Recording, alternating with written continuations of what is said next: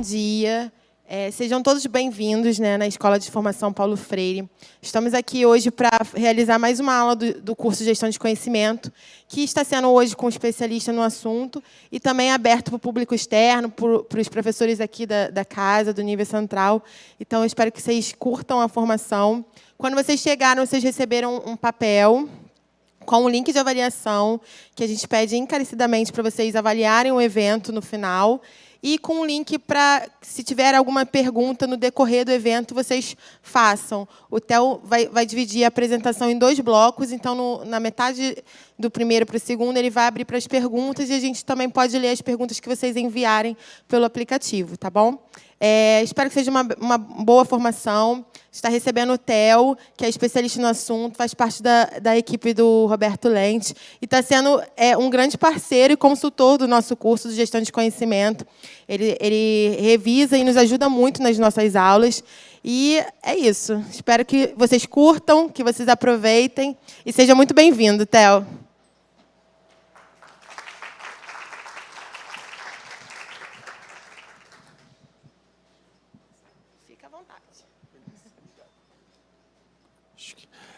Bom dia, pessoal. Obrigado, Luciano. Obrigado à organização pelo convite. Estou muito feliz de estar aqui, retribuindo um pouquinho o trabalho que vocês fazem de educar as crianças nas escolas do município. Então, estou aqui com bastante prazer de passar um pouco de conhecimento para vocês. Eu adaptei um pouquinho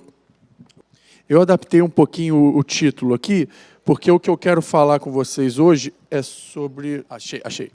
É sobre plasticidade cerebral do dia a dia. O objetivo aqui hoje é que vocês entendam por que a gente precisa entender mais sobre o cérebro. Aonde que a gente vai chegar quando a gente entender cada vez mais sobre o cérebro. Essa apresentação, essa aula que eu vou fazer aqui agora, esse bate-papo que a gente vai ter, é uma parte de um curso que a gente oferece lá no Instituto DOR de Pesquisa e Ensino. Eu sou pesquisador, neurocientista de lá do Instituto DOR. Eu tentei dar uma compilada para trazer para vocês um pouco dessas informações. Para quem não está muito familiarizado com o cérebro humano, ele tem essa aparência aqui que não é nada bonito, na verdade.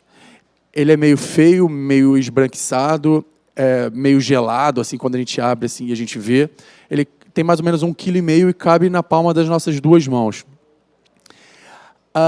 E, de fato, como pensavam os nossos, antigamente, na verdade, seria muito mais legal se as emoções, se o amor, se essas funções mais complexas elas estivessem abrigadas no nosso coração mesmo, que é aquele órgão vermelho, quentinho, pulsante, super legal e bem mais bonito do que o nosso cérebro. Mas, na verdade, isso tudo está abrigado aqui dentro, e a gente vai falar um pouquinho sobre essas funções complexas e como que o cérebro formula tudo isso e dá conta de resolver todas essas situações complexas do nosso dia a dia.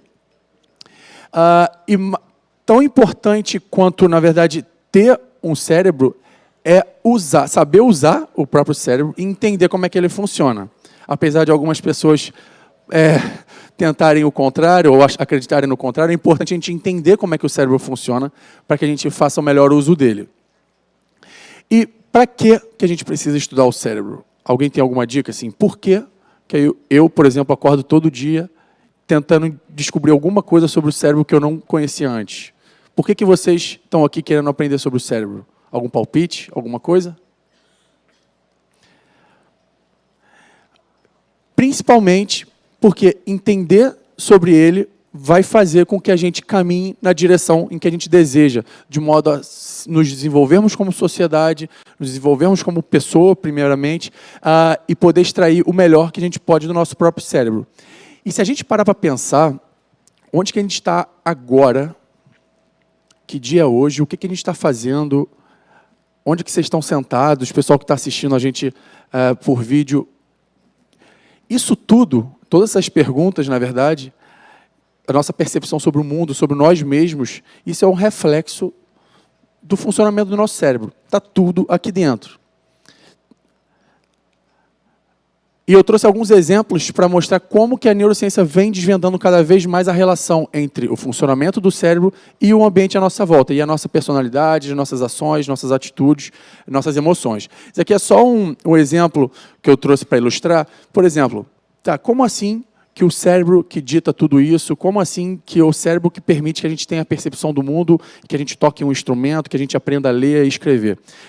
Isso aqui são duas imagens de dois cérebros diferentes, vistos de frente, nessa orientação aqui, como se a gente estivesse vendo um cérebro de frente.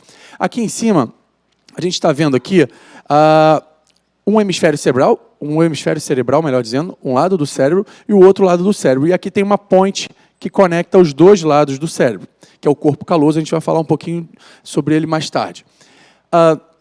Aqui vocês estão vendo que tem uma parte escurinha, vermelhinha. Isso aqui está mostrando o ponto nessa ponte, que se chama corpo caloso, em que ele está mais compactado, ele está mais eficiente. Imagina que a gente tem dois hemisférios cerebrais, são conectados por um fio, por uma ponte, e essa ponte precisa transportar a informação de maneira muito eficiente.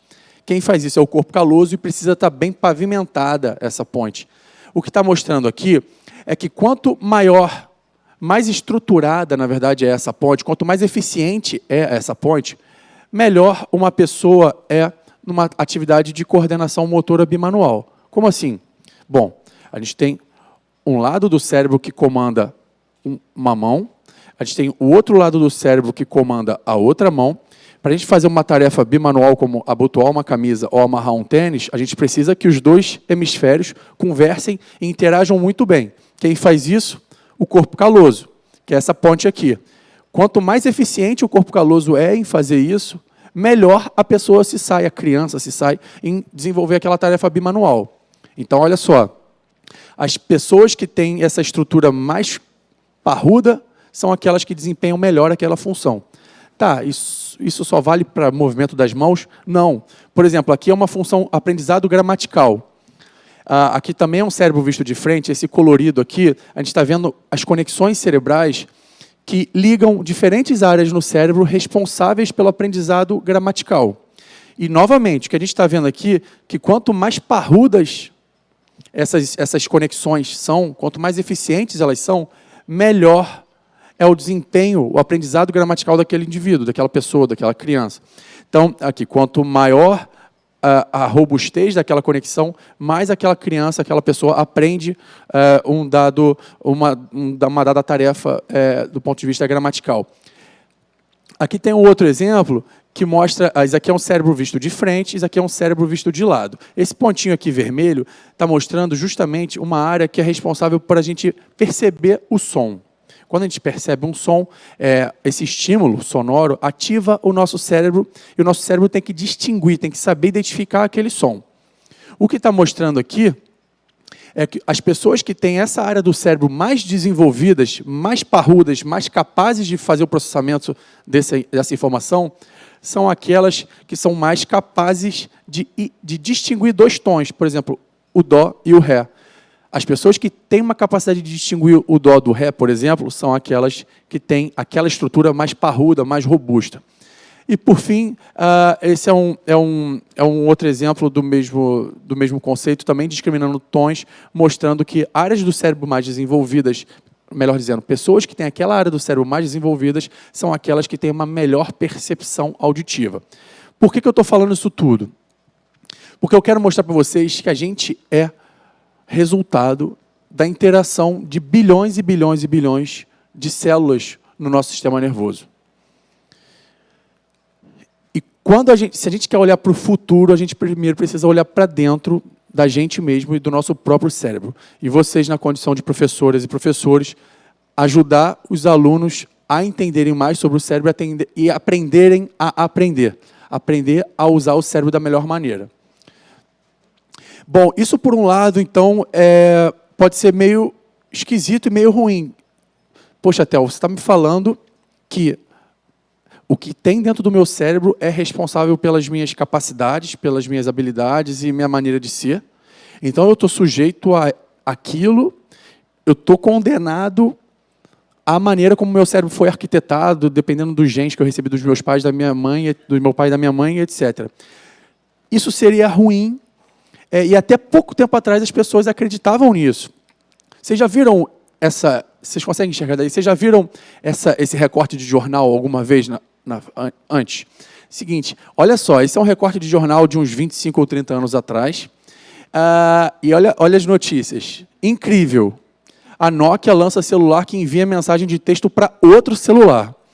E repara que parece bruxaria. A tecnologia permite que o usuário envie mensagem. Aqui do lado tem IBGE. Até o final do ano, 1 a cada 50 mil casas vão ter acesso à internet. E aqui o mais legal de todas é aprenda a compactar uma música em 3 disquetes. Meio surreal. O que eu estou querendo chamar a atenção para isso daqui é essa outra notícia daqui. Especialista alerta. Quem não tem curso de datilografia vai ficar de fora do mercado de trabalho.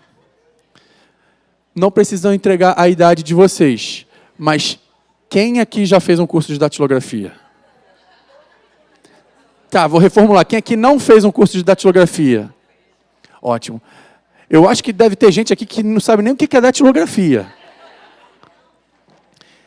E assim, vocês que nunca fizeram um curso de datilografia, vocês estão no mercado, a gente é capaz de estar no mercado mesmo sem ter feito um curso de datilografia. Por que eu estou falando isso? Porque os cientistas, na verdade, e os jornalistas, nessa época, 25 ou 30 anos atrás, não conheciam uma propriedade muito importante do nosso cérebro, que é a capacidade dele se modificar o tempo todo. O nome disso é neuroplasticidade, ou plasticidade cerebral. Esse é o tema que eu estudo há mais de 10 anos, é o tema que eu persigo e que eu sou ávido para entender cada vez mais, e eu vou explicar para vocês por que eu acho que isso é importante. Então, se a gente precisar definir o que é neuroplasticidade ou plasticidade cerebral, é a capacidade de mudança e de adaptação do sistema nervoso. Seja do ponto de vista estrutural, quando o cérebro se modifica fisicamente, seja do ponto de vista funcional, quando ele altera a maneira como ele funciona. Isso acontece ao longo do desenvolvimento, isso acontece quando a gente está sujeito a novas experiências ou quando a gente recebe novos estímulos. Então, o que está acontecendo aqui agora é neuroplasticidade. Enquanto eu falo e vocês aprendem, eu espero que vocês estejam aprendendo alguma coisa, o cérebro de vocês está se modificando. E é sobre isso que a gente vai falar nos próximos minutos. Hoje, a gente sabe que, graças à neuroplasticidade, que a gente forma a memória. O pesquisador que descobriu isso, Eric Kandel, ganhou o Prêmio Nobel de Fisiologia ou Medicina nos anos 2000, há 19 anos atrás, em 2000. Ele descobriu que, para a gente formar memória, a gente precisa provocar alterações no nosso cérebro. Ponto final. Então, quando a gente aprende um caminho novo para casa, quando a gente aprende a tocar um instrumento, a gente está induzindo modificações no nosso cérebro. Quando a gente aprende um novo idioma, seja quando criança, seja na vida adulta, a gente também está promovendo a neuroplasticidade. A gente também está induzindo alterações na maneira como o nosso cérebro funciona e na maneira como ele está estruturado. E, diferentemente do que se acreditava bem pouco tempo atrás, a neuroplasticidade ela acontece desde o primeiro dia das nossas vidas até o nosso último dia aqui na Terra. Isso é uma notícia muito boa. Então, a gente sabe que as crianças têm uma facilidade de aprendizado, elas são muito mais rápidas do que a gente, mas não significa que a gente não tenha capacidade de aprender coisas novas. E não significa que a gente não tenha a neuroplasticidade ativa ainda no nosso cérebro. Isso, por exemplo, permite que um cachorro velho aprenda um truque novo, sim. E assim como um idoso aprenda uma nova habilidade, desenvolva algum aspecto da sua cognição o tempo todo, graças à neuroplasticidade. Então, a minha maneira de enxergar esse tema é a seguinte: uma vez que a gente entende sobre a plasticidade cerebral, a gente é capaz de fornecer as informações, as pistas corretas para o cérebro, para que a gente ofereça a ele a possibilidade de funcionar melhor. Funcionar melhor significa o quê? Aprender mais, aprender melhor, se relacionar de maneira melhor e se desenvolver como sociedade, como um todo. Então, na minha opinião, na maneira como eu enxergo as coisas, a neuroplasticidade está por trás disso tudo. E uma das principais ferramentas que a gente tem hoje para investigar o cérebro é a ressonância magnética. imagino que alguém aqui, vários de vocês já devam ter feito algum exame de ressonância magnética, quando tiveram um problema no joelho, um problema na coluna, é super comum.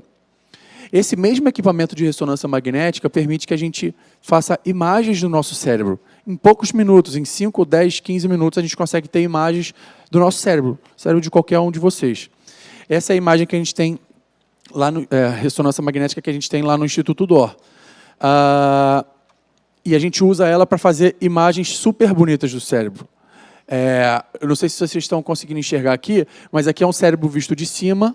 Isso aqui são algumas conexões cerebrais que foram coloridas artificialmente. Esse, por acaso, é o meu próprio cérebro. Isso virou uma obra de arte que fica itinerando por aí numa exposição de bioarte que mostra as conexões cerebrais e a beleza que existe no nosso cérebro.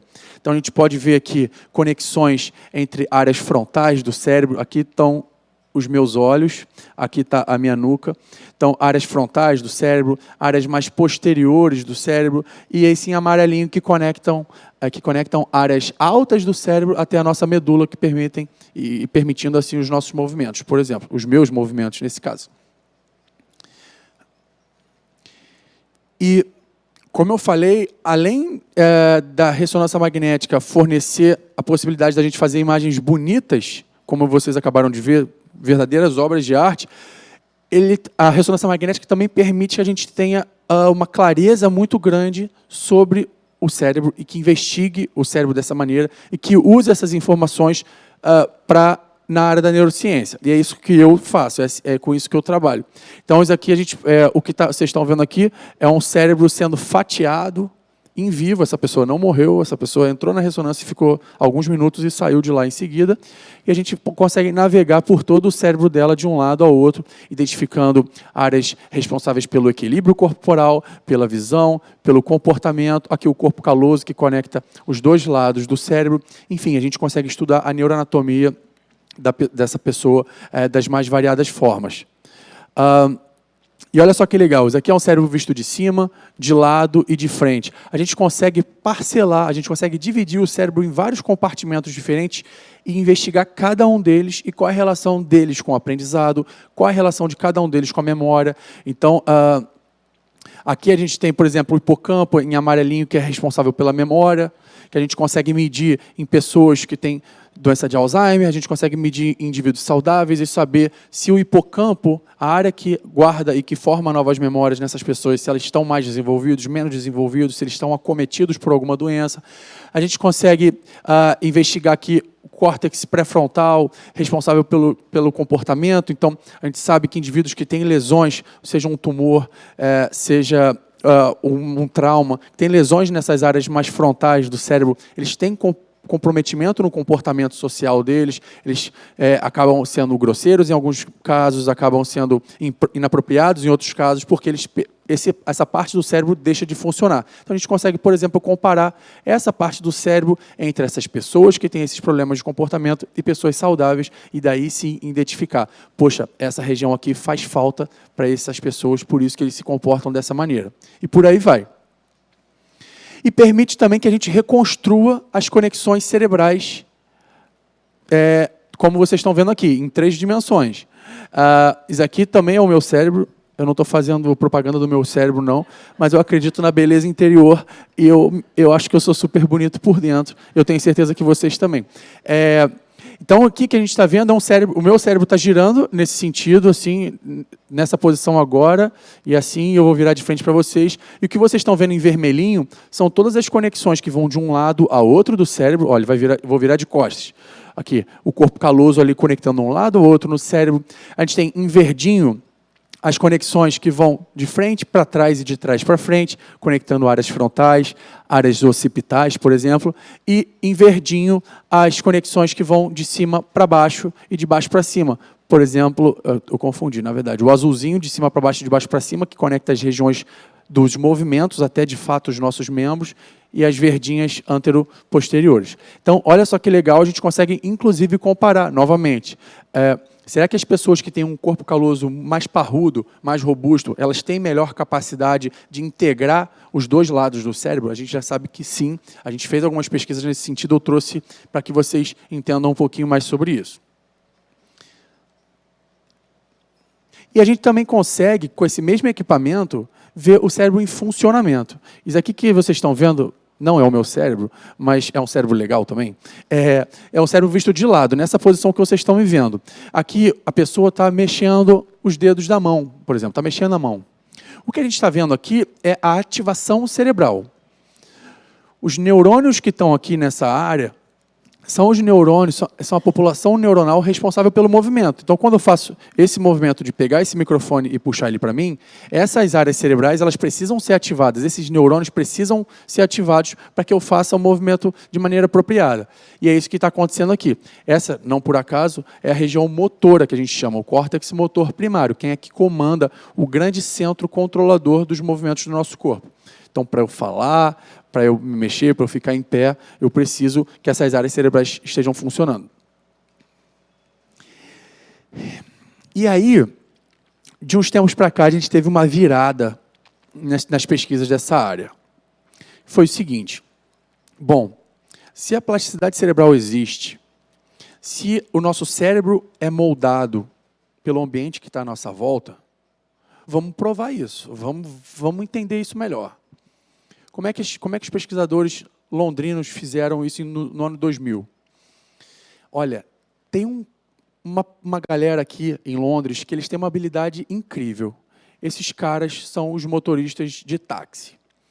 Nos anos 2000, para você conseguir uma licença para ser taxista em Londres, não era fácil de maneira nenhuma. Era o seguinte, era um curso de 2 anos e a prova significava você ter que decorar um trajeto completo de cabeça do ponto A até o ponto B.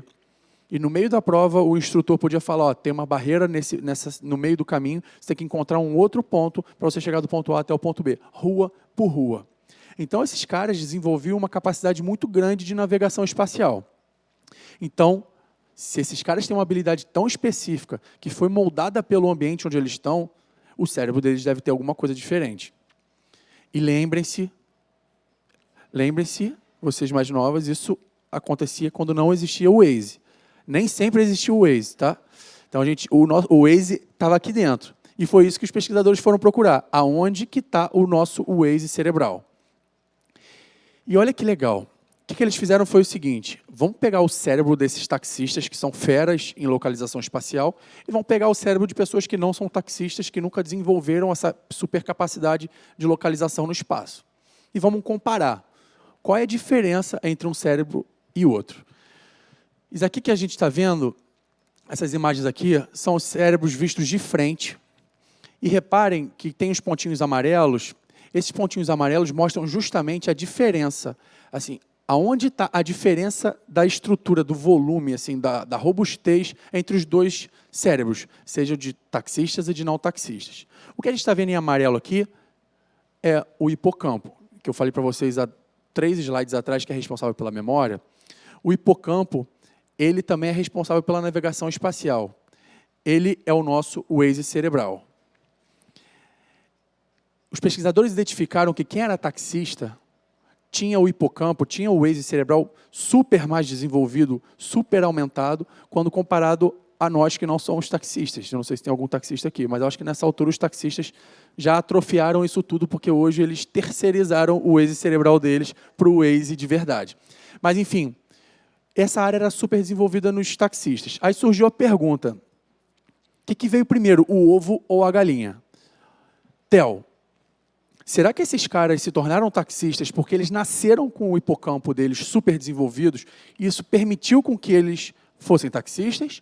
Ou esses caras nasceram igual a gente, que não é taxista, e o ambiente moldou o hipocampo deles de modo a desenvolver essa área cerebral e permitindo com que eles fossem fera nessa tarefa? E o que eles viram é que o ambiente molda a estrutura do nosso cérebro, fisicamente o nosso cérebro. Como assim? O que eles fizeram? Vamos pegar então os taxistas e vamos ver o seguinte, será que quem é taxista há mais tempo tem um hipocampo maior? Ou seja, quanto mais o cara pratica, mais o hipocampo dele se desenvolve, porque mais fera ele fica, e é justamente isso que eles viram. Isso aqui é um gráfico que mostra, essa retinha está mostrando aqui, quanto mais tempo na praça ele tem, quanto mais tempo de taxista ele tem, mais parrudo é o hipocampo dele. Esse estudo foi uma virada de chave para a neurociência. Gente, estou falando dos anos 2000, do ano de 2000, então isso é muito recente. A gente sabe muito pouco sobre o cérebro, a gente sabe muito mais do que a gente sabia nessa época, mas a gente ainda sabe muito pouco sobre o cérebro. Em 2000, a gente identificou que o ambiente é capaz de modelar o nosso cérebro. Por exemplo, a profissão de taxista é capaz de esculpir o teu cérebro de modo que você desempenhe melhor aquela tua função que você desempenha no dia a dia. Aí tá. Aí eles falaram, pô, legal, o ambiente muda o nosso cérebro. Quanto tempo demora para isso acontecer? Quanto tempo é necessário para que o ambiente deixe uma impressão digital no teu cérebro, para deixar uma marca no seu cérebro? Eles fizeram o seguinte, eles foram ensinar algumas pessoas a fazer malabarismo. Malabarismo é uma tarefa que é difícil, mas com esforço a gente consegue aprender, assim como várias outras tarefas do nosso dia a dia.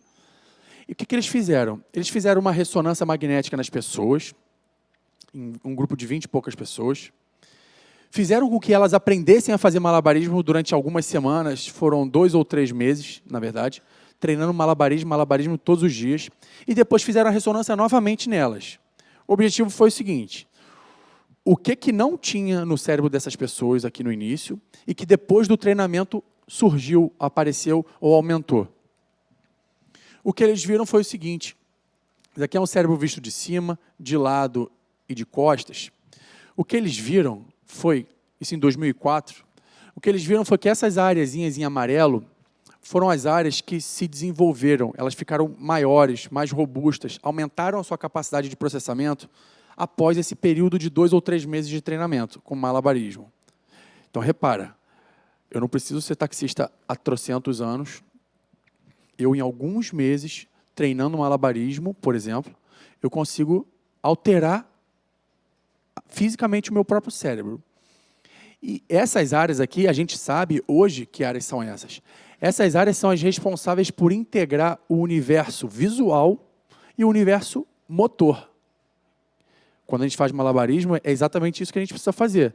A gente precisa saber a força que a gente precisa botar na bolinha, a gente precisa ver o trajeto que a bolinha faz no espaço e pegar ela no lugar certo, e depois fazer isso novamente. Isso a gente chama de integração visomotora. É integrar os universos visual e motor. Essas áreas estavam mais desenvolvidas nesses indivíduos. Isso foi uma outra virada de chave. Então, a gente tinha visto que, beleza, o ambiente muda o nosso cérebro, mas agora a gente viu que isso acontece em 3 meses, somente em 3 meses. Vai vendo aí que daqui a pouco eu vou chegar, vocês vão entender o poder que a gente tem na mão quando a gente tem crianças prestando atenção no que a gente fala e o poder que eu tenho na mão enquanto vocês estão prestando atenção também. Então, isso empodera a gente e aumenta a nossa responsabilidade quando a gente ensina as pessoas, principalmente as crianças. E aí, continuaram fazendo isso. Falaram, pô, que legal esse negócio que o cérebro muda em 3 meses. Legal, vamos continuar explorando isso.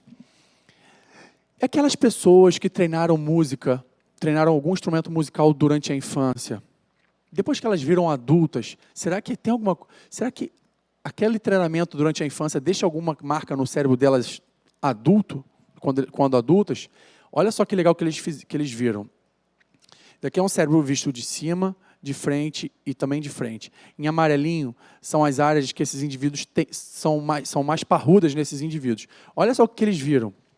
Quando eles perguntam para o adulto assim, quanto tempo de treinamento você fazia até os 11 anos de idade?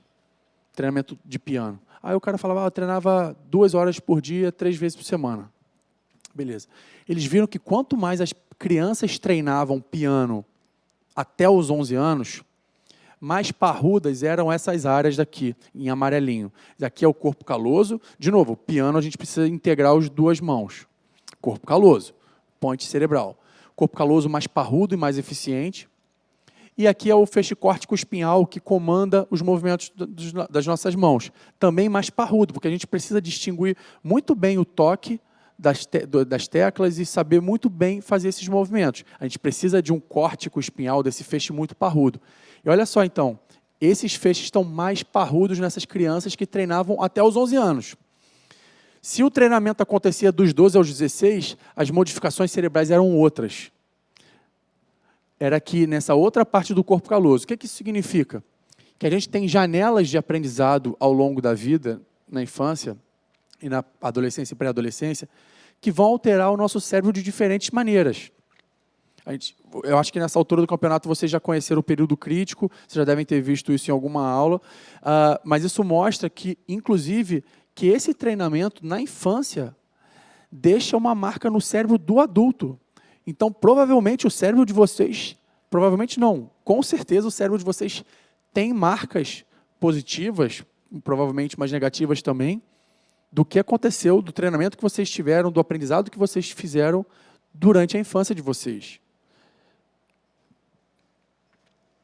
Então, aprender piano na infância e na adolescência também deixa marcas no nosso cérebro. E aí, então, vocês reparem que aí começou uma corrida na neurociência mundial, e a gente entrou nessa corrida em algum outro momento que eu vou falar para vocês, essa foi minha tese de doutorado. Começou uma corrida que era o seguinte: quão rápido o cérebro se modifica?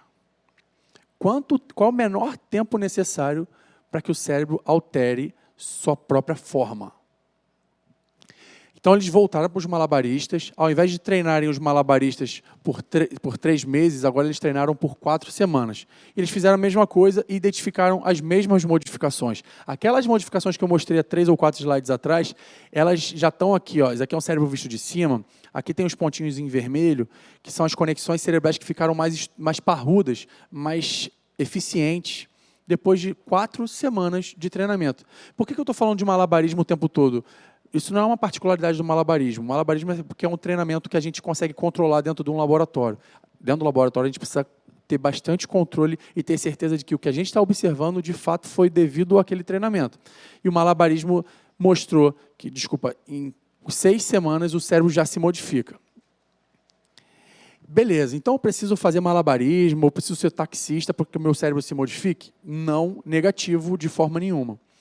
Esse estudo daqui, que saiu mais recentemente, mostrou, esse aqui estudo de 2010, então a gente está falando de 9 anos atrás, mostrou que a prática de yoga por 11 horas é capaz de promover modificações nas conexões do nosso cérebro. Isso aqui são fatias do cérebro vistas de lado, nessa posição em que eu estou aqui. Essas áreas em vermelhinho são as áreas que se modificaram após 11 horas de treino com yoga. Boa pergunta. Ela perguntou se esse treinamento foi por 11 horas seguidas. Não, foram treinos intervalados por 1 ou 2 semanas. E olha que curioso. Essas áreas são as áreas que conectam regiões que são importantes para a gente ter a consciência sobre o nosso funcionamento do corpo. Então, quando a gente para e presta atenção no nosso batimento cardíaco, nossa frequência respiratória, a gente ativa algumas áreas cerebrais específicas que são conectadas por essas conexões aqui. São conexões também que atuam na regulação das emoções. Tudo isso que é praticado no treinamento de yoga. Então, repara que é o ambiente intervindo e deixando uma marca no nosso próprio cérebro e definindo e alterando a maneira como a gente funciona como indivíduo.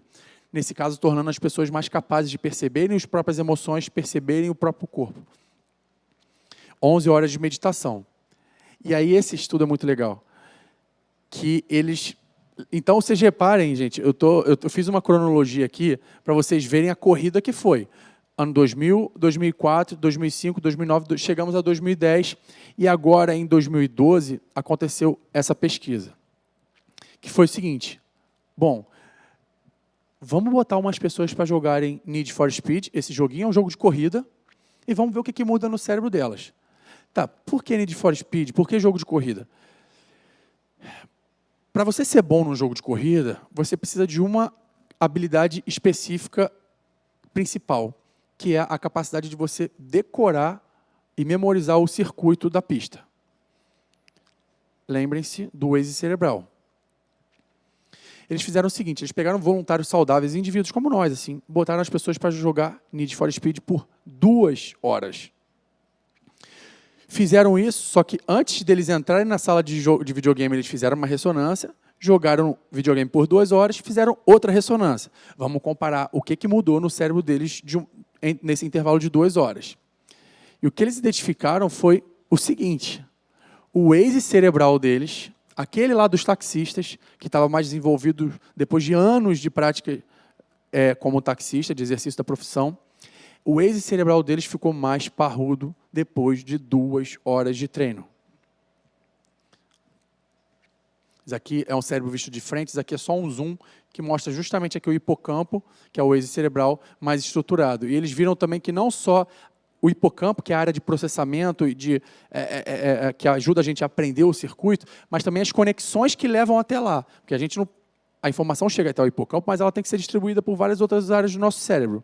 E essas conexões aqui, um cérebro visto de cima e de lado, essas conexões aqui em azulzinho, elas estavam modificadas depois de 2 horas. Gente, isso foi de cair o queixo, a neurociência do mundo inteiro falou: não é possível, não acreditamos que isso aconteça em tão pouco tempo. E, inclusive, eles fizeram esse mesmo estudo em ratinhos de laboratório. A gente faz, muitas das nossas pesquisas que a gente faz também em animais, para entender se aquilo que a gente está vendo em humanos de fato aconteceu. De fato acontece. Deixa eu só desligar meu telefone aqui. E eles fizeram isso com o ratinho. Foi difícil ensinar os ratinhos a jogarem Need for Speed.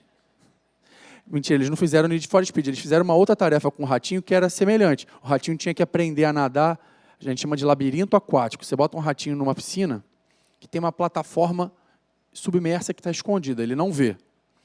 O ratinho está doido para encontrar uma plataforma porque ele não aguenta, ele odeia nadar. Então, quando você bota ele na piscina, ele nada, fica nadando aleatoriamente. Quando ele encontra a plataforma que está submersa, ele fica lá nela. Aí você faz isso depois de novo, solta ele em um outro ponto da piscina. Ele vai e vai para a plataforma.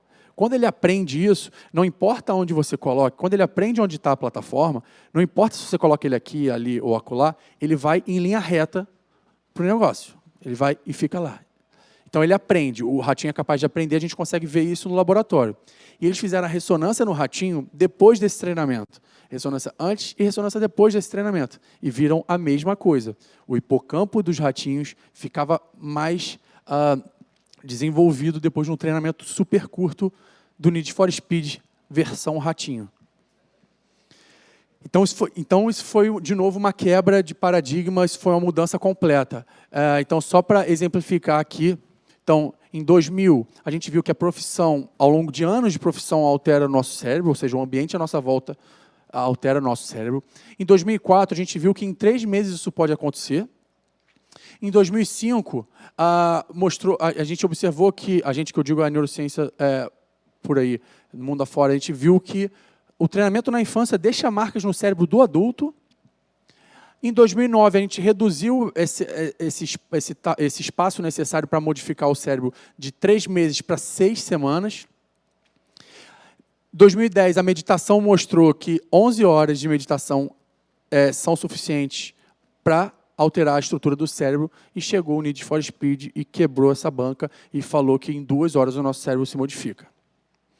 E de 2012 para cá, a neurociência mundial parecia estar satisfeita com isso.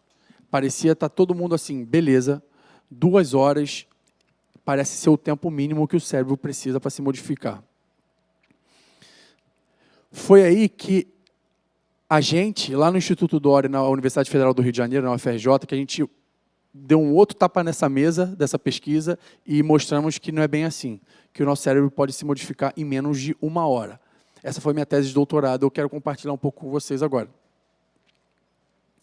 Então, para isso, eu vou pedir que vocês, por 5 segundos, que vocês imaginem. Imaginem que vocês estão fazendo um movimento. Vocês estão parados na cadeira de vocês. Eu quero que vocês imaginem que vocês estão tocando piano, por exemplo, com a mão direita. 5 segundos. Bom, alguns de vocês podem ter conseguido imaginar, outros nem tanto, outros nada. As pessoas têm capacidade diferente de imaginar as coisas, de se projetar em outros ambientes. Isso é comum, isso a gente já conhece. O que a gente mostrou é que somente imaginando o movimento, eu vou explicar isso para vocês, só imaginando um dado movimento, o nosso cérebro modifica a própria estrutura em menos de 1 hora. Para ser mais específico, em 30 minutos. Para falar sobre essa pesquisa, eu queria falar sobre Neurofeedback. Vocês já ouviram falar em neurofeedback? Provavelmente não. Alguns sim. Eu, antes de trabalhar com isso, eu não conhecia neurofeedback. Essa foi a ferramenta que eu usei no meu doutorado. Neurofeedback é o seguinte, todo mundo conhece feedback. Feedback é aquela informação que alguém nos dá para a gente usar essa informação de modo a agir melhor, a funcionar melhor, a melhorar o nosso desempenho, etc. Todo mundo já recebeu feedback. Neurofeedback é quando o feedback que você recebe não é uma informação que é falada para você por uma outra pessoa, mas sim é uma informação passada para você sobre a atividade do seu próprio cérebro. Não estou entendendo nada. O que é isso? Com a ressonância magnética que eu mostrei para vocês mais cedo, quando a pessoa entra nesse tubo, isso aqui é uma colega minha lá do Instituto DOR, mas quando você entra nesse tubo, você consegue ver uma televisão aqui atrás. Reparem que aqui está a cabeça dela, tem um espelho acoplado ao rosto dela aqui, que ela consegue ver tudo que está projetado acima da cabeça dela. Então ela consegue ver essa televisão. Enquanto essa máquina aqui mede a atividade cerebral dela, eu mostrei para vocês que a gente consegue ver o cérebro se ativando. Assim que esse equipamento mede a atividade cerebral dela, essa televisão mostra para ela o que a ressonância está capturando do cérebro dela, o que está acontecendo no cérebro dela.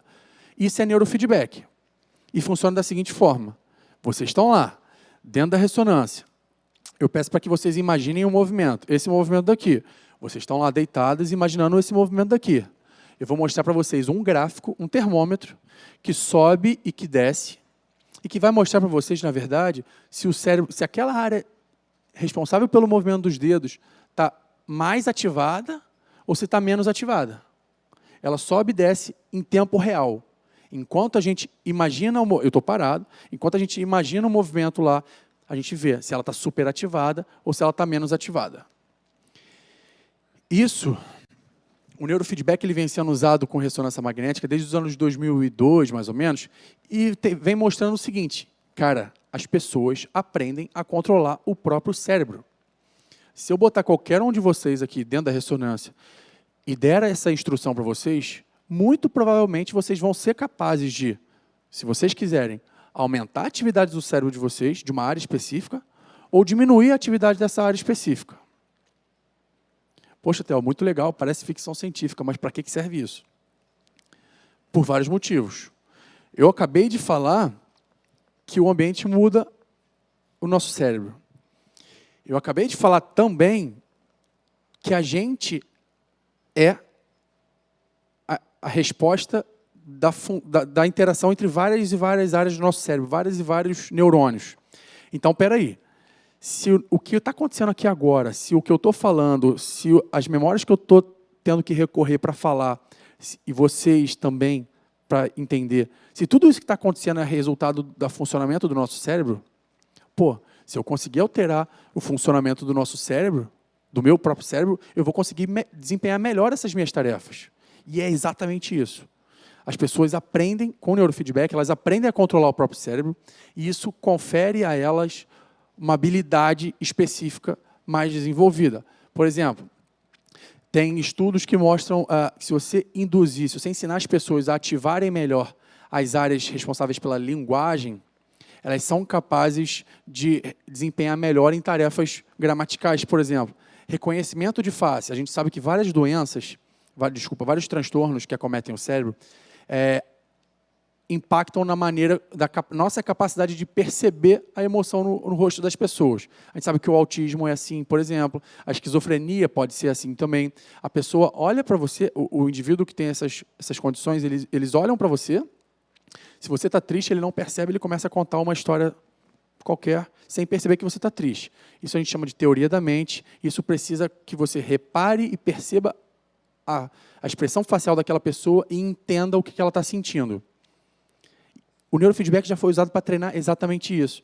E se você ativa as áreas que que desempenham essa função, as pessoas tendem a ser melhor em discriminar diferentes emoções em outras pessoas. Deu para entender? Então, e o que isso tem a ver com o universo da sala de aula? O que isso tem a ver com o nosso dia a dia? O que isso tem a ver com a nossa convívio em sociedade? Para a gente aprender a ler, a gente precisa de modificações cerebrais específicas. uma criança que tem dislexia, a gente sabe hoje que o cérebro dela, que deveria funcionar de uma tal maneira, acaba funcionando por outra maneira. Bom, se eu sei o que é o funcionamento correto, ou ideal, melhor dizendo, e tem uma criança ou uma pessoa que tem um funcionamento anormal ou que está prejudicando o desempenho dela numa dada tarefa, será que eu consigo treinar o cérebro dela a funcionar melhor? E será que se ela aprender a controlar o cérebro dela a funcionar melhor, ela vai ser melhor naquela tarefa que ela está sendo treinada? Sim, a resposta para isso é sim. Isso é o neurofeedback e é para isso que ele funciona e é assim que a gente tem usado ele nos últimos anos. Isso também vale para transtornos neurológicos e psiquiátricos, depressão, acidente vascular cerebral, enfim, várias doenças que acometem o nosso cérebro de um jeito ou de outro. Eu acho que mudou ali. Várias condições que alteram o funcionamento do nosso cérebro, elas têm a característica em comum. O cérebro que devia funcionar de um jeito, ele passa a funcionar de um outro jeito. Então, vamos tentar corrigir isso com o neurofeedback. E é isso que a gente vem testando. Acho que...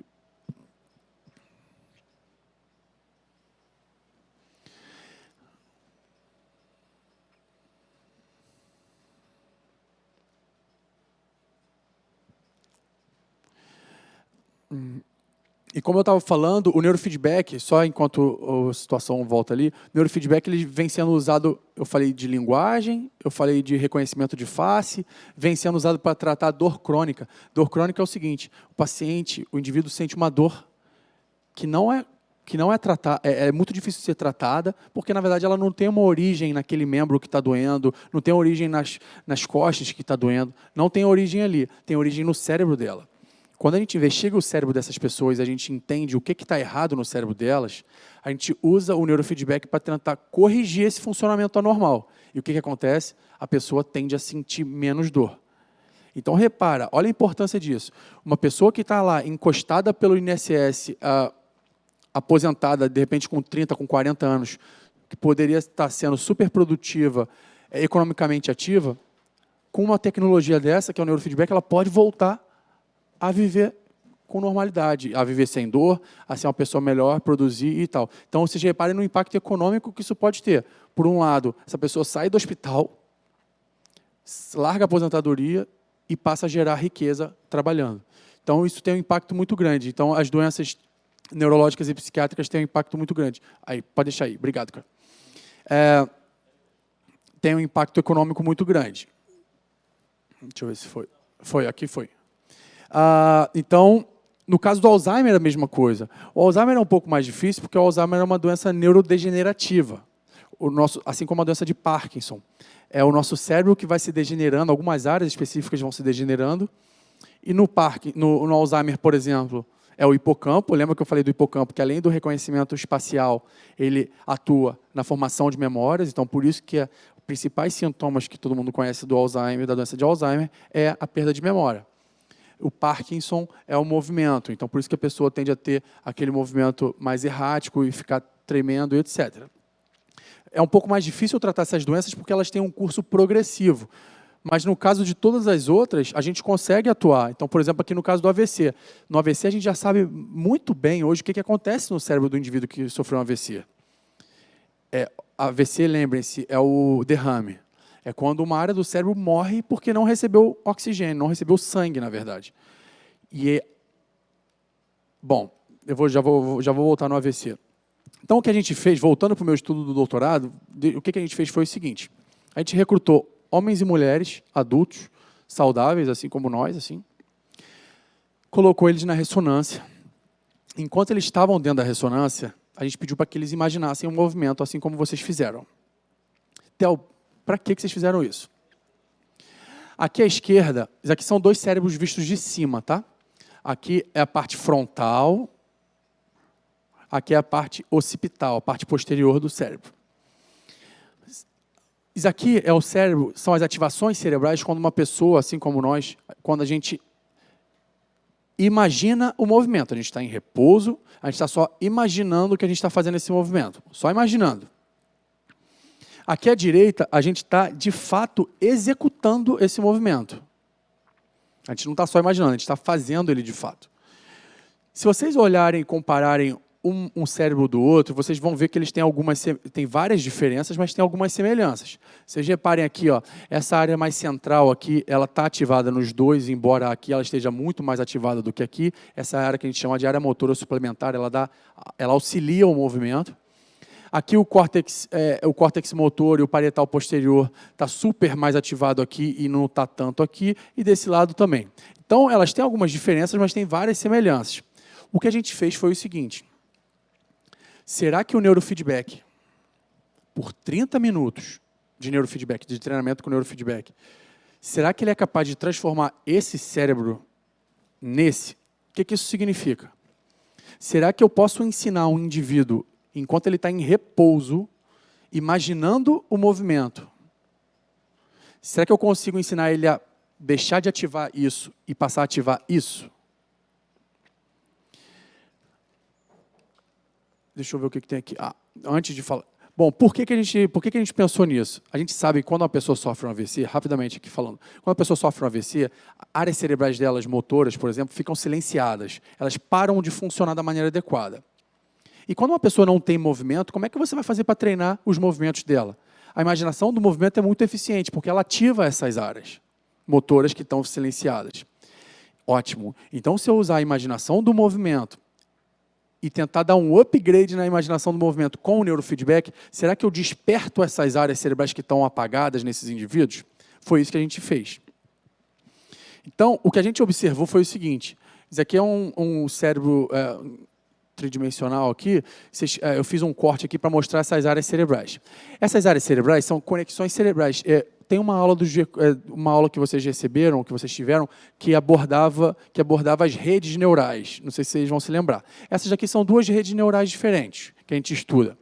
Essa daqui é a rede sensório-motora, ou seja, aquela que rege os movimentos, de fato. Todo mundo tem, em todo mundo ela funciona de maneira apropriada, a não ser que a gente tenha alguma doença do sistema motor, como o AVC, o derrame. E aqui a gente tem uma outra rede, que é a Default Mode Network, que eu acho que vocês também viram lá em algum lugar, é a rede de modo padrão, que ela é responsável por cognição, por percepção de mundo, etc. Essas duas redes, elas estão muito afetadas no AVC, no derrame. O que o neurofeedback fez foi, em menos de uma hora, fortaleceu essas redes neurais, ficaram mais fortalecidas entre elas. A rede sensório-motora ficou super mais conectada entre si e a rede de modo padrão também muito mais conectada entre si. Então, por que isso é importante? Quando o paciente sofre do AVC, sofre doença de Parkinson, qualquer outra doença, essas redes ficam fraquinhas. Significa que o cérebro dele está mal. Quando ele faz fisioterapia, quando ele toma medicamento, quando ele faz trabalho com fono, essas redes vão se fortalecendo na medida em que o indivíduo vai melhorando dos sintomas. E o que a gente viu é que em 30 minutos isso já acontece. Essas redes aqui, essa sensório-motora e essa default mode, a rede de modo padrão, elas se modificam em menos de 30 minutos, ficam mais fortalecidas. E o que mudou, o que eu falei para vocês, que mudou completamente a percepção sobre o cérebro e sobre plasticidade, foi isso daqui. Vocês lembram do corpo caloso? Esse daqui é o corpo caloso, em vermelho. O corpo caloso mudou a sua própria forma física em menos de uma hora de treinamento com neurofeedback. Essa ponte, esse corpo caloso, que na verdade é uma ponte que conecta os dois lados do cérebro, ele ficou mais parrudo, como se ele tivesse ficado mais pavimentado para transportar melhor a informação de um lado para o outro. Isso é extremamente importante no AVC. E isso aconteceu em menos de 30 minutos. Então, esses três resultados juntos mostraram que o nosso cérebro é muito mais dinâmico do que a gente imaginava. E que os pesquisadores lá de 2012 eles estavam enganados quando eles acharam que 2 horas era o tempo mínimo necessário para que o cérebro se modificasse. A gente mostrou para eles que não, que em menos de uma hora o seu cérebro se modifica. E esse estudo recebeu muita visibilidade aqui no Brasil e no mundo também. Essa é a minha pesquisa de doutorado. A gente foi capa do Estadão, e é difícil você ser capa de algum jornal hoje em dia, quando você tem tantos problemas em Brasília e tal. A gente estava aqui no rodapé, mas a gente estava na capa do Estadão. A gente estava na capa do Dia, e aqui no Cérebro Pode Aprender a Se Curar contra essas doenças. Eu fiquei muito feliz com essa capa do jornal O Dia, porque a gente teve uma visibilidade bem maior do que o Vasco, que perdeu outra vez. Nada contra os vascaínos, mas a nossa pesquisa teve mais visibilidade, mais atenção, despertou mais interesse da opinião pública do que o Vasco, que não é muita novidade, que perdeu outra vez. Mas tudo bem, eu não quero arrumar encrenca com os vascaínos. E é isso. E, além disso, também em outros estados, e também na internet, mostrando que o cérebro pode ser treinado para curar doenças e o Correio Brasiliense chamou de fisioterapia cerebral, que é a própria pessoa aprender a controlar o próprio cérebro. Também fiquei muito feliz que esse estudo que eu acabei de descrever para vocês, ele foi publicado numa revista científica internacional, chamada Neuroimage, que é a mais importante que tem na nossa área, e ele foi capa dessa revista. Isso foi motivo de orgulho para todo mundo lá do nosso grupo, principalmente para mim, que esse foi meu trabalho de doutorado. Então, só para encerrar essa parte, essa linha do tempo, essa corrida na verdade, essa corrida para entender até que ponto o cérebro vai, de modo a se adaptar ao ambiente, ela terminou, pelo menos por enquanto, com essa nossa pesquisa mostrando esse ano, em 2019, que o neurofeedback é capaz de induzir modificações no cérebro em menos de 1 hora. Eu acho que faltam só mais 2 ou 3 slides para eu terminar, para eu dar uma respirada e a gente abrir para algumas perguntas. Tá?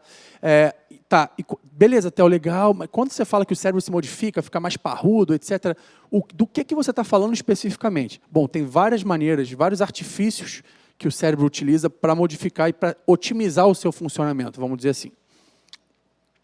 Um deles é a neurogênese, ou seja, é a criação de novos neurônios, a produção de novos neurônios. Isso tem um debate imenso na comunidade científica internacional. Alguns pesquisadores acham que, sim, a gente tem neurogênese, a gente é capaz de criar novos neurônios durante a vida adulta. E outros cientistas falam que não, a gente nasce com um número fixo de neurônios e a gente vai perdendo eles ao longo do tempo e eles não nascem novamente depois que a gente vira adulto. Eu não vou me meter nessa briga, porque essa briga é bem difícil de ser apaziguada. Tem também a sinaptogênese. O que é isso? São as novas conexões cerebrais. É quando um neurônio faz sinapse, faz contato com o outro. É isso daqui que precisa acontecer para que a gente forme memória. Quando a gente forma uma memória, significa que um neurônio foi lá no outro e, puf, fez uma conexão e solidificou aquela memória. Se você exercitar aquela memória, se você chamar, como é que eu digo? Se você recuperar essa memória e treinar em cima dela, essa conexão vai sendo fortalecida. Se você não fizer isso, ela vai ser esquecida e provavelmente vai ser perdida, porque esse neurônio vai querer fazer sinapse com outros que são mais ativos. Tem também o que a gente chama de mielinização. Isso aqui se a gente pensar que o neurônio está correndo informação elétrica por ele, a gente precisa de um fio. A gente precisa isolar esse fio de modo que a informação percorra ali com mais facilidade. Quem faz isso é a bainha de mielina, a mielina. Então, é como se fosse um fio. O fio que tem mais isolamento, ele corre a informação elétrica melhor. O neurônio é a mesma coisa. Então, mielinização. Um neurônio ele não precisa mudar, ele está ali do mesmo jeito, só que a capa de gordura, ou seja, o fio isolante, o isolamento desse fio, desse axônio, ele fica mais eficiente em conduzir a informação mais rapidamente por ele. E tem uma outra maneira que o cérebro, um outro recurso que o cérebro utiliza para fazer plasticidade, para melhorar o seu funcionamento, que é produzir conexões de longa distância. O que é isso? Isso é bem doido, tá? Que a gente também estudou isso há um tempo atrás. Eu vou falar disso 5 minutinhos.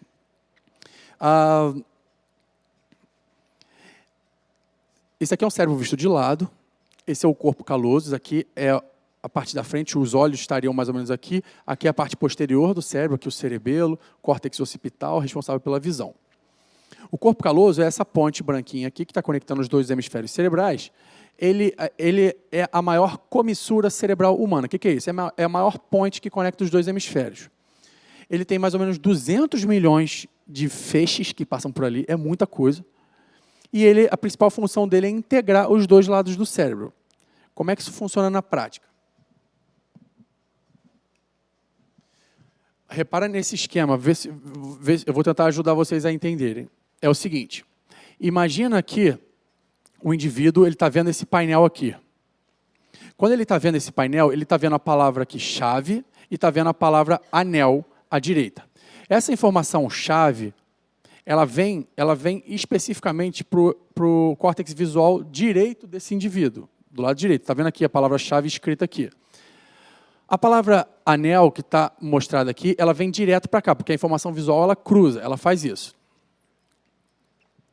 Para você dizer o que você está vendo, a informação precisa sair daqui. Ó. Então, ele está vendo a palavra-chave. A palavra-chave chegou aqui, a informação precisa vir para cá, porque é aqui que a gente fala. Aqui, essa daqui é a área do cérebro responsável pela fala.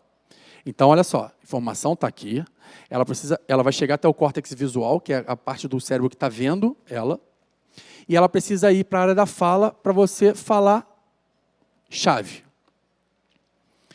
E quando você vê a palavra anel já está no hemisfério esquerdo, então ela já acessa aqui rapidamente.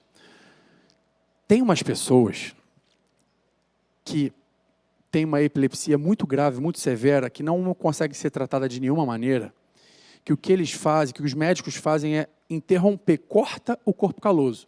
Por que corta o corpo caloso? Quando você tem um ponto epilético aqui, por exemplo, o corpo caloso, como ele conecta o cérebro todo, o corpo caloso ajuda a distribuir essa epilepsia, essa convulsão, esse quadro de hiperatividade, e o paciente tem o quadro mais grave da epilepsia. Quando você corta o corpo caloso, você isola o foco epilético. É super agressivo isso, mas em alguns casos é o que dá para ser feito para o paciente deixar de ter as convulsões. Essas pessoas, quando saem da mesa de cirurgia, com o corpo caloso cortado, elas saem de um jeito esquisito. Elas saem com uma síndrome do cérebro dividido. O que significa isso? Eu acabei de falar como é que faz para a gente ver uma imagem e falar aquela imagem que a gente está vendo. Essa pessoa aqui, ela não tem o corpo caloso. O corpo caloso dela foi cortado. Então, o hemisfério, ela vê a palavra-chave que vem para cá, para o lado direito do cérebro, e agora a palavra-chave não chega até a área da linguagem. Se você perguntar para ela assim, o que você está vendo, ela vai te dizer que não sabe.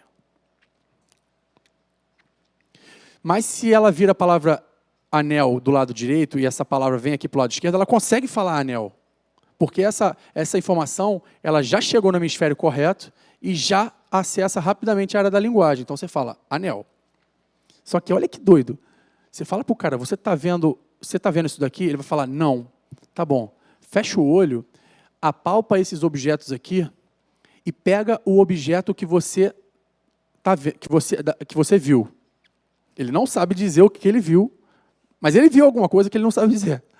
E quando ele começa a tatear os objetos aqui, uma chave de fenda, uma caneca, não sei o quê, ele vai e para com a mão na chave. O que significa isso? Para ele mover a mão esquerda, ele usa o hemisfério direito. Também é cruzado. Ó. O lado direito comanda... O hemisfério direito comanda o lado esquerdo, o hemisfério esquerdo comanda o lado direito. Então, ele viu a palavra-chave está no lado direito do cérebro dele, e esse lado direito que comanda o braço esquerdo vai e pega a chave. Essa é a síndrome do cérebro dividido, chama Split Brain Syndrome, que é essa incapacidade da informação cruzar. Em qualquer um de nós a gente saberia dizer chave, anel, porque essa informação cruza muito bem. Quando você tem o corpo caloso cortado, essa informação para de cruzar. Por que você está falando isso? Porque é o seguinte, não precisa ser radiologista ou neurocientista para saber que está faltando alguma coisa nesse cérebro daqui. Vocês conseguem identificar o que está faltando nesse cérebro comparado com esse daqui? O corpo caloso. Aqui está faltando, ó. O corpo caloso era para estar aqui. Essa pessoa, ela nasceu com um quadro que a gente chama de digenesia do corpo caloso. Ela nasceu sem o corpo caloso dela. Pô, legal, Theo, interessante. O que tem a ver isso com essa história? Essas pessoas que nascem sem o corpo caloso, elas não têm a síndrome do cérebro dividido. Pô, como assim? A principal ponte cerebral delas está faltando e mesmo assim elas conseguem cruzar uma informação de um lado para o outro. O que está acontecendo? É justamente isso que fez a gente estudar e pensar o seguinte, poxa, se a informação está cruzando por algum outro lugar. Mesmo que ela não tenha ponte, essa informação está cruzando por algum lugar. Quando a gente foi ver, com a ressonância magnética, a gente reconstruiu as conexões cerebrais dela, a gente viu o seguinte. Esse daqui é um feixe, esse daqui é um cérebro visto de lado nessa posição aqui. Isso aqui é um feixe chamado feixe de Probst, que ele conecta a área lá da frente do cérebro até a área de trás do cérebro. Mas isso não importa, porque esse feixe ele não cruza de um lado para o outro, ele fica só dentro de um hemisfério. Ele faz daqui para cá e daqui para cá. Então, ele não substitui o corpo caloso. A gente identificou que esses indivíduos eles têm esse feixe daqui. Isso aqui é a parte frontal, isso aqui é a parte posterior do cérebro, visto de cima. Ele tem um feixe, esses indivíduos têm feixes anômalos, feixes de longa distância, ou seja, novas conexões cerebrais de longa distância, que substituem o corpo caloso. Olha aqui, esse daqui é um cérebro visto de frente, isso aqui é muito parecido com o que o corpo caloso faria, mas, na verdade, esse indivíduo não tem o corpo caloso. Ele tem esse novo feixe aqui, que a gente chamou de feixe anômalo, que cruza de um lado para o outro e substitui a função do corpo caloso. Só para exemplificar, tem gente que nasce sem o corpo caloso e não sabe disso. A gente tem um paciente que foi lá fazer uma ressonância por acaso, porque estava com uma enxaqueca, foi descobrir que ele não tinha corpo caloso. O cara era, inclusive o paciente era um professor. Era um professor e isso mostra a capacidade do cérebro de se modificar. E por que os indivíduos que fazem a cirurgia, eles não criam outro corpo caloso? Por que o cérebro deles não se adapta dessa forma? Porque só nos estágios iniciais da nossa vida, principalmente na nossa vida embrionária, durante o desenvolvimento, é que o cérebro tem tamanha capacidade de criar uma conexão completamente nova entre um lado e o outro do cérebro. E agora esse indivíduo, que era para ter o cérebro dividido, porque ele nasceu sem corpo caloso, na verdade, ele vai muito bem, obrigado. Então, só para dar uma pausa para respirar e beber uma água e ouvir algumas perguntas, se houver. Então, o que eu queria que vocês entendessem dessa primeira parte é que o cérebro é uma máquina extremamente dinâmica. E, de novo, olha o poder que a gente tem nas mãos quando a gente tem a atenção de uma pessoa na nossa frente. Então, e quando a gente fala de criança que isso pega fogo, que a plasticidade cerebral ela é super dinâmica, super mais dinâmica, e isso aumenta ainda mais a nossa responsabilidade. Então, agora eu vou começar a falar sobre como promover a plasticidade cerebral, mas eu queria saber se tem alguma pergunta e se eu consigo responder essa pergunta. Além da imaginação sistemática, há outras formas de fortalecer e desenvolver o corpo caloso? Eu posso ficar sentado um pouquinho? Existem inúmeras formas disso. Eu mostrei que, por exemplo, aprender a tocar um novo instrumento, seja na infância, seja na vida adulta, isso promove uma reestruturação do corpo caloso. Aprender um novo idioma. A maioria das tarefas complexas que a gente faz todos os dias, elas envolvem muito recurso neural, envolvem muitas áreas cerebrais, principalmente entre os dois hemisférios. E quem faz essa ponte, quem integra isso tudo é o corpo caloso.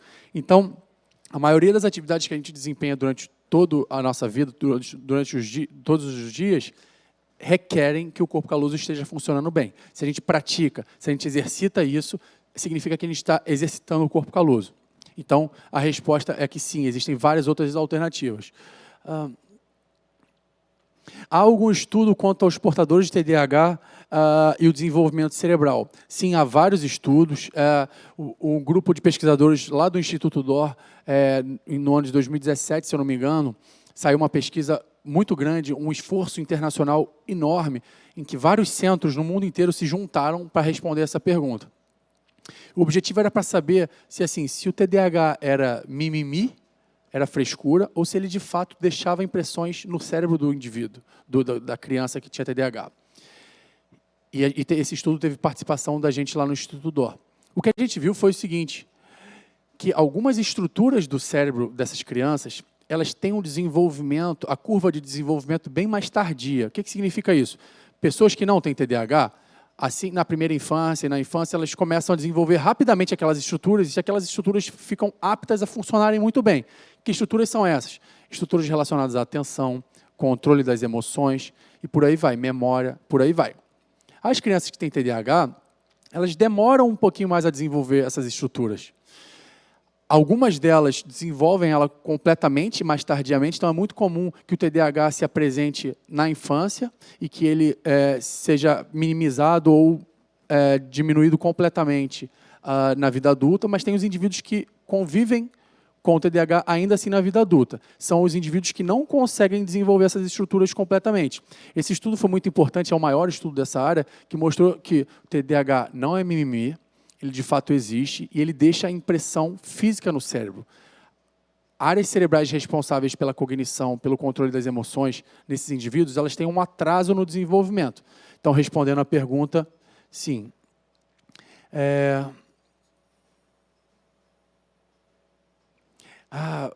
Muito bom, legal. Eu fiquei muito feliz quando eu comecei a entrar nessa literatura e descobri que o cérebro se modifica o tempo todo, inclusive na terceira idade. Eu trabalho, as pesquisas que eu atuo, infelizmente, elas estão muito distantes das pessoas, dos pacientes. Assim, eu não estou na sala de aula, eu estou dentro do laboratório. Eu não estou na sala de aula, eu não estou no hospital, eu não estou com os idosos. O que eu sei sobre plasticidade e estimulação do cérebro de idosos é que a gente tem que o tempo todo desafiar o próprio cérebro e insistir naquelas atividades que às vezes a gente não tem paciência para terminar, às vezes a gente está cansado. É um exercício como qualquer outro, exige atenção, exige esforço e demanda energética. Então, às vezes, a gente fica cansado. Quem aprendeu a trocar um instrumento na vida adulta, quem aprendeu um idioma na vida adulta, sabe que a gente sai de uma aula dessas cansado, exaurido, porque é desgastante. A minha dica em relação à terceira idade é persistir, continuar praticando. Inclusive, exercício físico é muito importante. Eu vou falar na segunda parte aqui sobre exercício físico rapidamente. É muito importante. Então, a minha dica é acreditar na capacidade que a gente tem, acreditar na capacidade do nosso próprio cérebro e entender que quem está no controle é a gente e que, se a gente quiser, a gente consegue desenvolver aquelas habilidades. É óbvio que, em casos de doenças, ou algumas outras patologias, como doença de Alzheimer e tal, a gente não vai conseguir curar ou reverter essas doenças graves com imaginação do movimento ou lendo ou fazendo palavra cruzada. Não é disso que eu estou falando. O que eu estou falando é que, em condições normais, a gente tem que e deve o tempo todo desafiar o nosso próprio cérebro. Isso vai induzir que ele fique em atividade o tempo todo e induzir alterações que são benéficas para a gente no médio e no longo prazo. Muito boa essa pergunta. Essa pergunta foi de alguém daqui ou não? Deve ter sido de alguém. Foi sua? Essa pergunta é muito boa. O que ela está querendo saber é o seguinte: beleza, você mostrou que o neurofeedback ele modifica o cérebro em menos de 1 hora, e depois, o que acontece no cérebro dessas pessoas? Ele volta ao normal ou ele permanece modificado ao longo do tempo? Provavelmente, ele volta ao normal. A gente não sabe em quanto tempo, e a gente não sabe quanto tempo que dura a nossa modificação que a gente promoveu. Porque depois que os indivíduos ficaram 1 hora lá comigo, eu liberei eles para casa. O nosso objetivo não era entender quanto tempo que durava. Essa era uma outra pergunta científica que já foi até mostrada por outras pesquisas, que pode durar até 2 meses e tal. Mas para essa pesquisa específica a gente não sabe. Mas assim, se o cérebro é tão maleável para se modificar a nosso favor, quando a gente estimula ele deve ser tão maleável também quando a gente deixa de estimular. Então, provavelmente, essas modificações elas são revertidas, não sei por quanto tempo, não sei até que ponto, mas sim, elas provavelmente são revertidas. Boa pergunta. Não vi. Deixa eu ver. O indivíduo. Eu tinha visto essa última aí em cima da seta. Isso. O indivíduo que nasce sem o corpo caloso pode ter enfrentado dificuldade de aprendizagem ao longo da sua vida acadêmica? Sim. Eu falei para vocês que teve esse paciente que apareceu lá, um adulto. Eu falei isso para ilustrar, mas isso não é uma regra. Na maioria das vezes, esses indivíduos têm comprometimento cognitivo e isso passa a ser percebido assim que ele entra na escola. Vê que tem um atraso no desenvolvimento da linguagem, vê que tem um atraso no desenvolvimento da motricidade e tal. O que eu quis dizer com o corpo caloso, com as pesquisas lá do cérebro dividido, não é que o indivíduo que nasce sem o corpo caloso é perfeito, não é isso. O que eu quis dizer é que ele não tem a síndrome do cérebro dividido. Ele tem outras alterações, outros comprometimentos, mas os 2 hemisférios dele estão bem conectados. Mas, retomando a pergunta, eles podem sim ter dificuldade acadêmica, na maioria das vezes tem, pode ter até um grau de retardo mental. Então, assim que tiver essas manifestações, assim que for percebido essas manifestações dentro da sala de aula, o ideal é avisar as famílias, avisar o pessoal da escola e avisar as famílias para fazer uma investigação. Pode ser um caso contornável, com fisioterapia, com fonoaudiologia, etc. Ou então pode ser um caso grave que requeira mais atenção.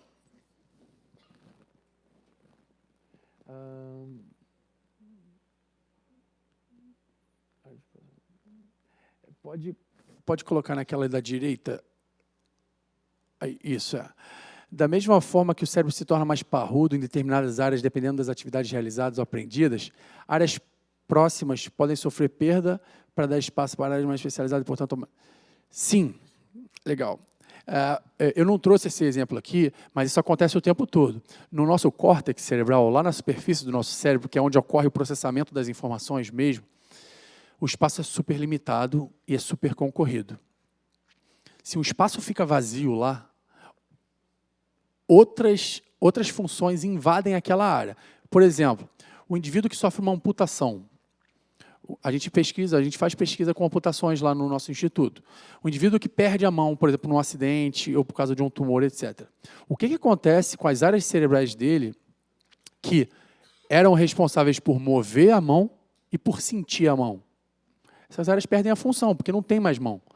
Então, essas áreas elas são atrofiadas, elas são reduzidas, como a pergunta sugere, e outras áreas cerebrais que precisam de espaço acabam invadindo essa área cerebral que perdeu a função.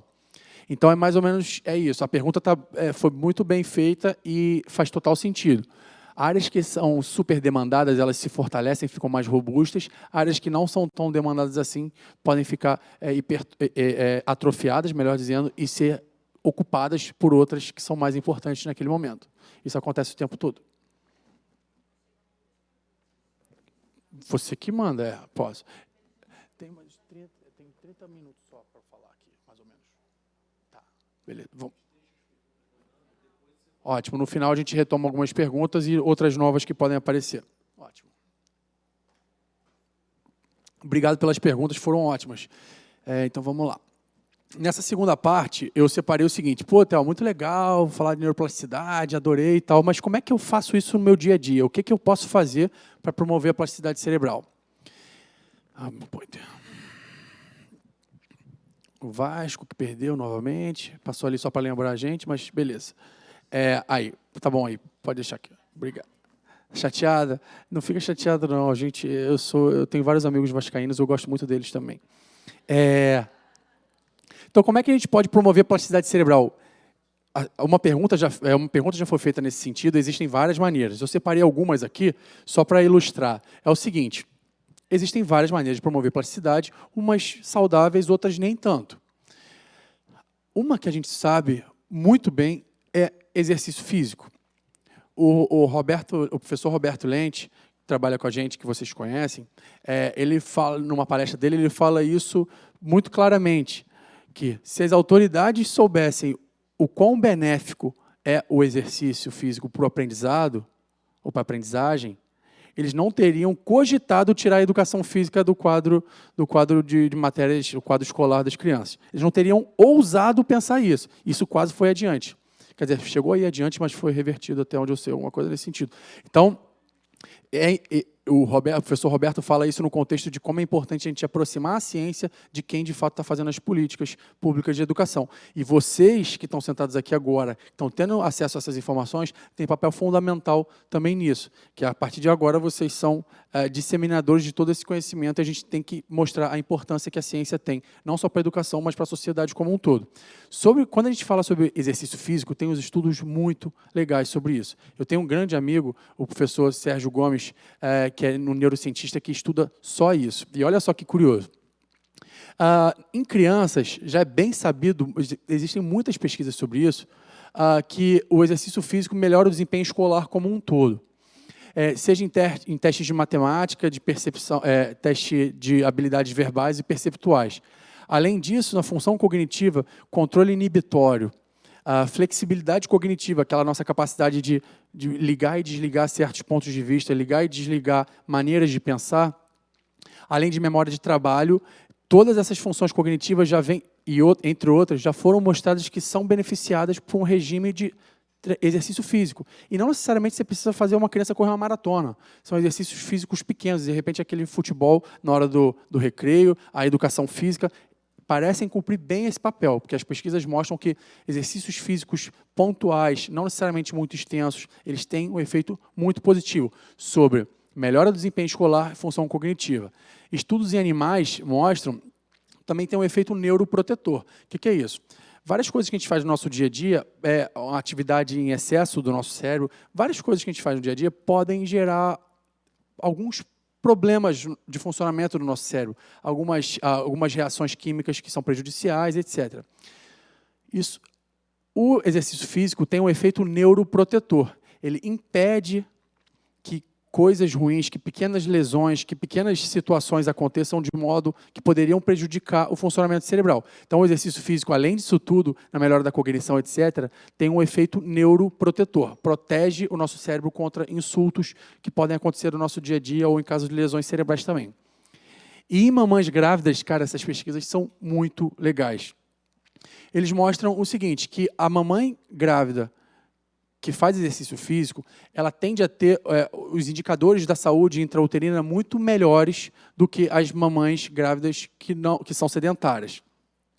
Eu já vi o pessoal fazendo cara feia aí, tem que se movimentar. Além disso, as mães que fazem exercício, as grávidas que fazem exercício físico durante a gestação, elas possuem crianças, na verdade, que têm um melhor desenvolvimento cognitivo nos primeiros 5 anos de vida. Ou seja, o exercício físico que foi feito durante a gestação tem impacto sobre o desenvolvimento cognitivo da criança nos primeiros 5 anos de vida. Além disso, essas crianças, filhos de mães ativas, têm um melhor desempenho em testes de inteligência e de linguagem, além de um melhor desempenho escolar em matemática e línguas, por exemplo. E tem vários estudos em animais que mostram que, obviamente corroborando isso tudo, mostrando vários indicadores de plasticidade. Ou seja, a mamãe que faz exercício durante a gravidez gera bebês que têm uma capacidade plástica do cérebro muito maior. Ou seja, se o bebê tem a capacidade plástica aumentada, vai favorecer todo o desempenho dessas novas habilidades que ele está tendo que aprender. Então, isso parece ser muito relevante. Isso é feito em animais também. Você pega uma ratinha que esteja grávida, você bota ela numa esteira e deixa a outra ratinha presa na gaiola, fazendo o que ela quiser, comendo ou descansando e tal. Quando você vai ver a prole dessas 2 ratinhas, você vai ver uns ratinhos das mães ativas muito melhores em testes de memória. Lembra do labirinto aquático que eu falei para vocês, que o ratinho procura a plataforma? Eles tendem a aprender muito mais, eles tendem a ter vários indicadores de plasticidade muito melhores do que os ratinhos que nasceram de mães sedentárias.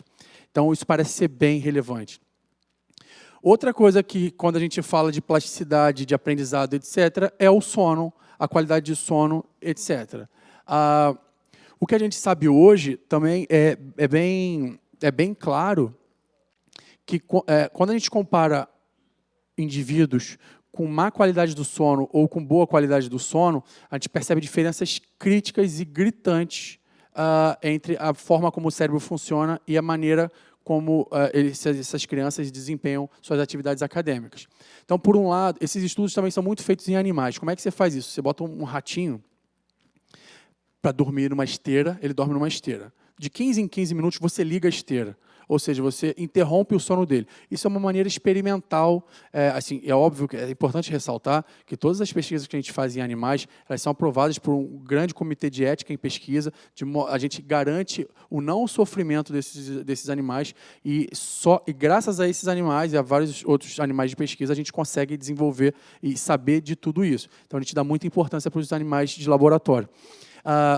Então, a gente consegue fazer alguns estudos que interrompem o sono de alguns ratinhos e de outros não. E quando a gente vai ver a qualidade do aprendizado desses ratinhos, do estresse que eles têm, etc., a gente vê que é completamente diferente. Isso em indivíduos também, não só em ratinhos. Então, por exemplo, a má qualidade do sono está ligada ao aumento do estresse, à piora do funcionamento cognitivo, a problemas psicossociais, problemas de relacionamento, problemas sociais em geral, psicossociais, melhor dizendo, além de obesidade e diabetes tipo 2, porque o sono ele regula uma série de eventos hormonais.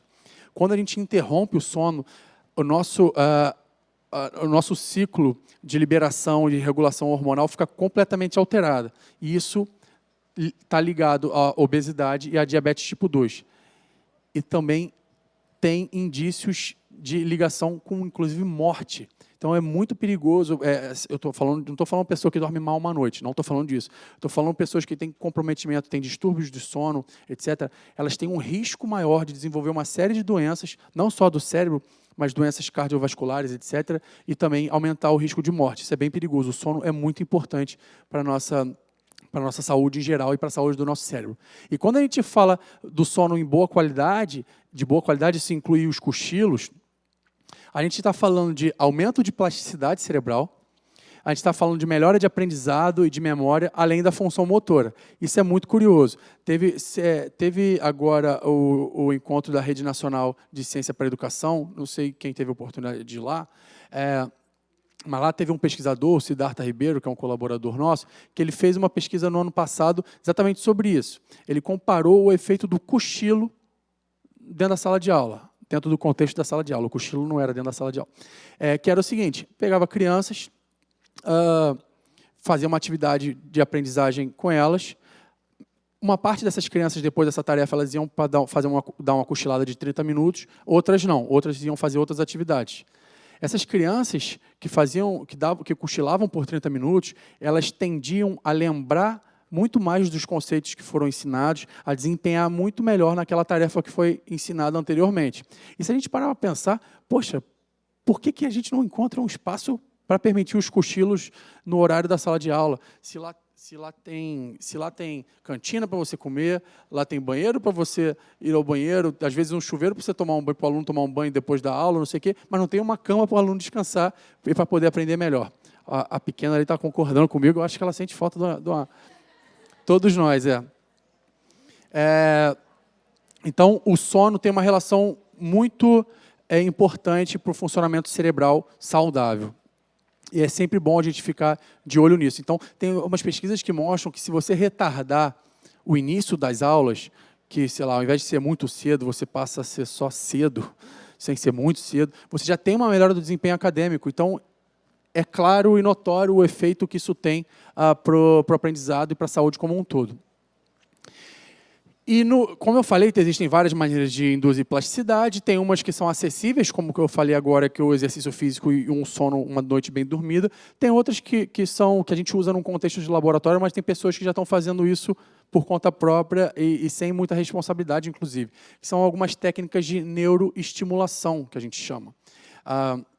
Esses aqui são 2 equipamentos que a gente tem lá no nosso laboratório, que a gente faz para promover plasticidade. O que eles fazem?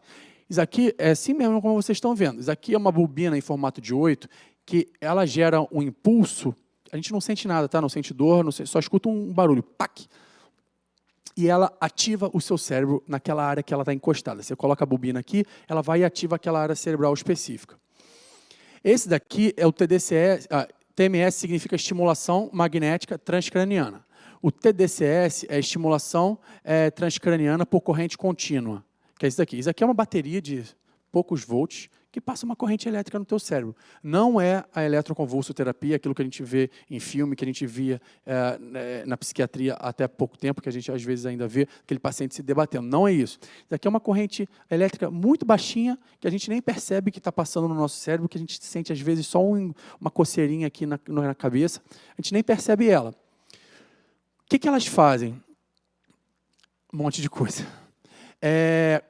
Vários estudos vêm mostrando que esses 2 tipos de equipamentos eles são capazes de promover plasticidade e são capazes de promover melhora de performance cognitiva, motora, etc. Aqui eu lhe fiz uma nuvem de palavras só para vocês verem. Então, tem vários estudos que mostram que indivíduos saudáveis aqui, se a gente fizer 15 minutos, 30 minutos de estimulação cerebral diária por 1 ou 2 semanas, a pessoa vai ter uma melhora da performance na memória, vai ter melhora da função cognitiva como um todo, função executiva, linguagem, melhora de humor, etc. Tá, que legal. Por que a gente ainda não usa isso? Por que eu não tenho meu próprio estimulador em casa? Calma. Porque ainda tem muitas limitações. A gente ainda não entende muito bem como que isso atua. Por que essa estimulação gera isso tudo? A gente não entende quais são as consequências no longo prazo. Os estudos que a gente faz duram 2 semanas, 3 semanas. E se a pessoa ficar se estimulando por 1 ano, o que vai acontecer com ela? Será que isso vai induzir uma convulsão nela? Que a convulsão é justamente isso, uma ativação exacerbada do cérebro. A gente não sabe. E a outra pergunta que a gente também não sabe é por que nem sempre funciona. Se eu fizer estimulação cerebral com vocês aqui, 70% vai dizer, cara, estou muito bem, consegui ir super bem na tarefa de função executiva, melhorei minha memória. o restante da turma fala, pô, não senti diferença nenhuma, para mim não adiantou de nada, ou até piorei. Então, a gente não entende por que algumas pessoas funcionam e por que algumas não funcionam. Hoje, essas ferramentas elas são usadas no contexto clínico, para tratar a doença. Novamente, se tem uma área do cérebro que está funcionando de maneira desregulada, isso está gerando a doença, seja depressão, seja acidente vascular cerebral, o derrame, seja síndrome, o transtorno de ansiedade, pô, vamos corrigir essas ativações, dando um choquinho e fazendo aquela área voltar a funcionar normalmente. Isso tem acontecido com algum sucesso. Então, ainda falta um tempo para que isso se torne uma ferramenta terapêutica, um tratamento mais acessível. E outro dia a gente estava conversando lá no laboratório sobre o futuro disso. E eu enxergo mais ou menos Vocês conhecem aquela série Black Mirror, do Netflix, que fala meio sobre o futuro e tal? É muito legal, quem não assistiu, eu recomendo. Eu imagino um episódio de Black Mirror em que cada um tenha o seu próprio dispositivo de estimulação e quando a gente chega em casa para deitar para dormir, a gente bota o celular para carregar, bota não sei o que, vai tomar um banho e deita já no travesseirinho que já vai estimular a gente e já vai deixar a gente com a bateria recarregada literalmente para o dia seguinte. Mas hoje isso ainda é ficção científica. Inclusive, quando a gente estava conversando sobre isso, a gente estava conversando num evento em que tinham os produtores do Black Mirror presentes. Espero que eles tenham ouvido. Então, se vocês assistirem um episódio de Black Mirror sobre isso, vocês vão ver que tem um dedo meu lá, porque a ideia foi minha. Eu vou cobrar os royalties. Vamos lá. E aqui a gente já vê isso, esse melhoramento cognitivo, a gente vê isso sendo abordado na TV e nos cinemas o tempo todo. Vocês conhecem pelo menos um desses dois filmes aqui, vocês conhecem. E olha só que legal, os dois abordam uma história semelhante. A pessoa descobre, por acidente ou não, um remédio que vai fazer com que ela desempenhe muito melhor as tarefas dela e que ela seja especial e etc. Isso daqui descambou que a menina vira um pendrive no final. Não entendi por que isso acontece. Eu não precisava dessa parte, assim, mas é muito legal, porque aqui está falando o seguinte, na média, as pessoas usam só 10% da tua capacidade cerebral. Imagina se você pudesse usar 100%. Então, está dizendo que a Lucy, ela, com a substância lá que ela ingeriu, não lembro o que era, ela foi capaz de usar 100% do cérebro dela, e isso fez com que ela virasse um pendrive. Eu não sei se eu quero virar um pendrive, mas o que eu posso dizer aqui é o seguinte, que a gente já usa 100% do nosso cérebro. Isso é um mito, e a partir de agora, se vocês escutarem esse mito, alguém falando que a gente só usa 10% do nosso cérebro, você pode falar, não, a gente usa 100% do nosso cérebro está em atividade o tempo todo, e uma área cerebral que não está em funcionamento, ela deixa de existir, como eu falei para vocês agora respondendo a pergunta. Então, para eu estar em pé aqui agora, respirando, vendo, me lembrando, meu cérebro está todo ativado em rede, super conectado e 100% dele. Não ao mesmo tempo, mas 100% do meu cérebro funciona todos os dias. E vocês devem conhecer isso daqui. Que é usado, deixa eu ver o que eu botei aqui, que é usado para tratamento farmacológico, como tratamento farmacológico, como tratamento de algumas doenças, como TDAH. A gente, por mais que haja críticas sobre o uso, etc., a gente não pode recriminar isso, porque tem pessoas que só conseguem desempenhar as tarefas do dia a dia quando elas fazem um tratamento sério com esse tipo de substância, com a Ritalina, com metilfenidato. A gente não pode generalizar e dizer que isso é uma besteira, que o TDAH não existe, que é só a pessoa ter um pouco mais de juízo. Não se trata disso. Eu não vou discutir isso aqui, mas se alguém quiser depois conversar sobre isso, a gente pode falar. O ponto então, como eu falei, tem maneiras saudáveis, outras nem tanto, de promover plasticidade. Algumas pessoas a maioria dos casos de efeitos colaterais, daquelas coisas de surtos, alucinações sob o efeito desse tipo de substância, são naquelas pessoas que fazem uso indevido da substância. São pessoas que não têm diagnóstico e não têm indicação para usar aquela substância e acabam fazendo isso da maneira que acham corretas e, enfim, o resultado não é sempre tão bom. O ponto é que isso levanta uma série de debates éticos. Poxa, eu não tenho TDAH, mas eu queria melhorar a minha atenção, minha memória. Assim. Será que se eu tomar uma Ritalina todo dia, alguém vai achar que eu estou errado? Assim, apesar de eu estar provavelmente fazendo mal para a minha saúde, será que alguém vai me recriminar por isso? Será que um dia a gente vai precisar de um antidoping no Enem, por exemplo? É sério isso. É sério isso. Enfim, Eu conheço pessoas que não conseguiriam fazer, não conseguem fazer as atividades diárias delas sem fazer o uso prescrito desse tipo de medicamento. Mas eu já ouvi falar de outras pessoas que fazem uso porque querem. A gente sabe que isso é deletério, isso é ruim no médio prazo, mas as pessoas às vezes estão de olho só num curto prazo, numa prova de um concurso ou no Enem, e que às vezes colocam a própria vida delas em risco, a própria saúde delas em risco, e, enfim, e talvez algum dia a gente precise conversar sobre antidoping em concursos públicos ou no Enem, por exemplo. Isso é um debate que a gente não pode fugir. E agora, para encerrar, eu acho que nos próximos 10 minutos, Luciana, para encerrar, qual é o futuro, como é que eu, particularmente, enxergo o futuro das pesquisas sobre o cérebro? Eu enxergo muitas coisas legais.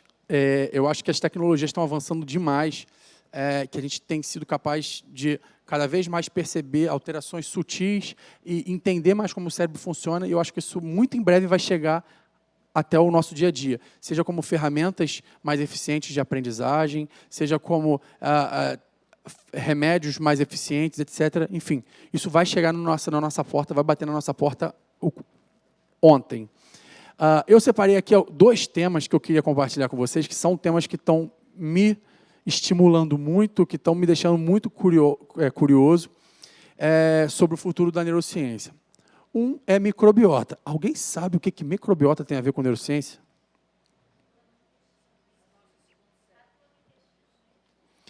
Nosso segundo cérebro atua no intestino.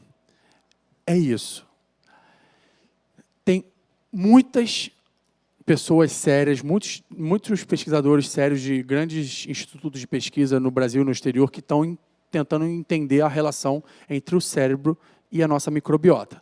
Para a gente começar a falar sobre isso, só para definir, microbiota é toda a fauna e a flora microscópicas que estão ali habitando uma dada região. Quando a gente fala de microbiota humana, a gente está falando dos micro-organismos que habitam nós mesmos.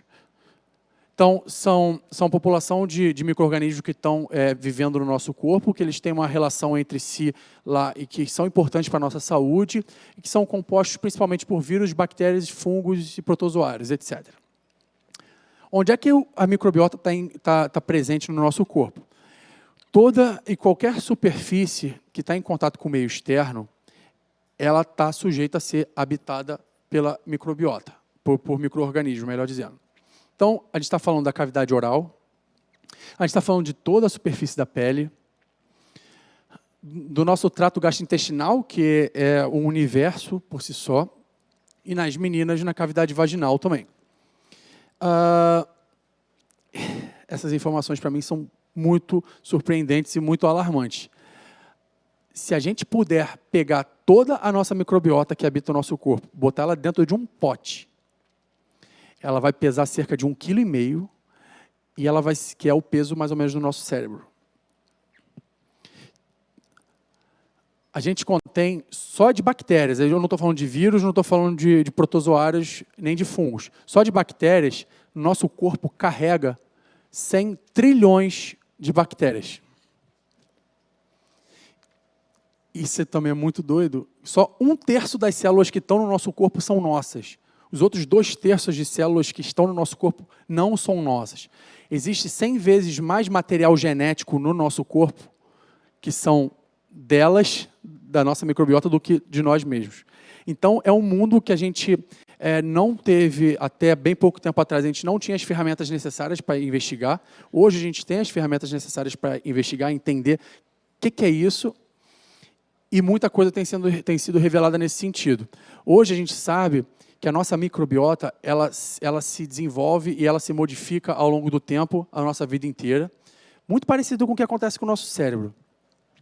Tem um desenvolvimento exponencial bem grande, bem intenso no início da nossa vida, ela se estabiliza um pouco ao longo da vida adulta e na terceira idade, mas ainda tem alguma capacidade de modificação, digo, a composição da nossa microbiota. Então, ele é afetado tanto começa no parto, começa na gestação, na verdade. Existem evidências de que na gestação já é possível identificar a presença de algumas bactérias habitando ali o ambiente intrauterino.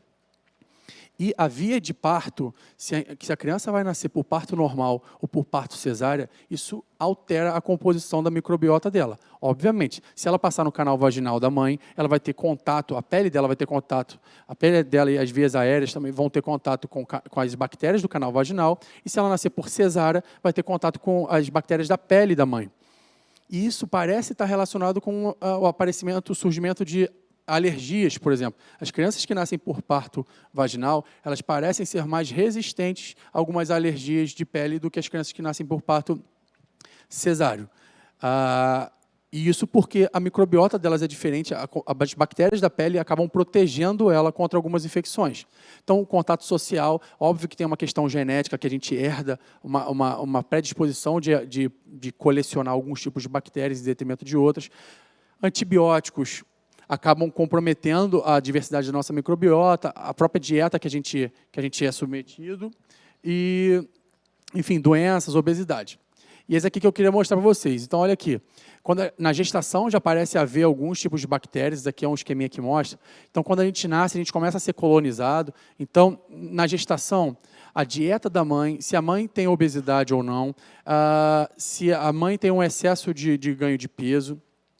Aí, na infância, se a criança, qual foi a via de parto dela, se a criança foi exposta a um ambiente de terapia intensiva, se ela precisou ficar internada, se ela foi alimentada por fórmula ou por leite materno, se na vida adulta, se ela fez alguma dieta, etc., doenças. Então, tudo isso impacta na composição da microbiota. Por que eu estou falando isso?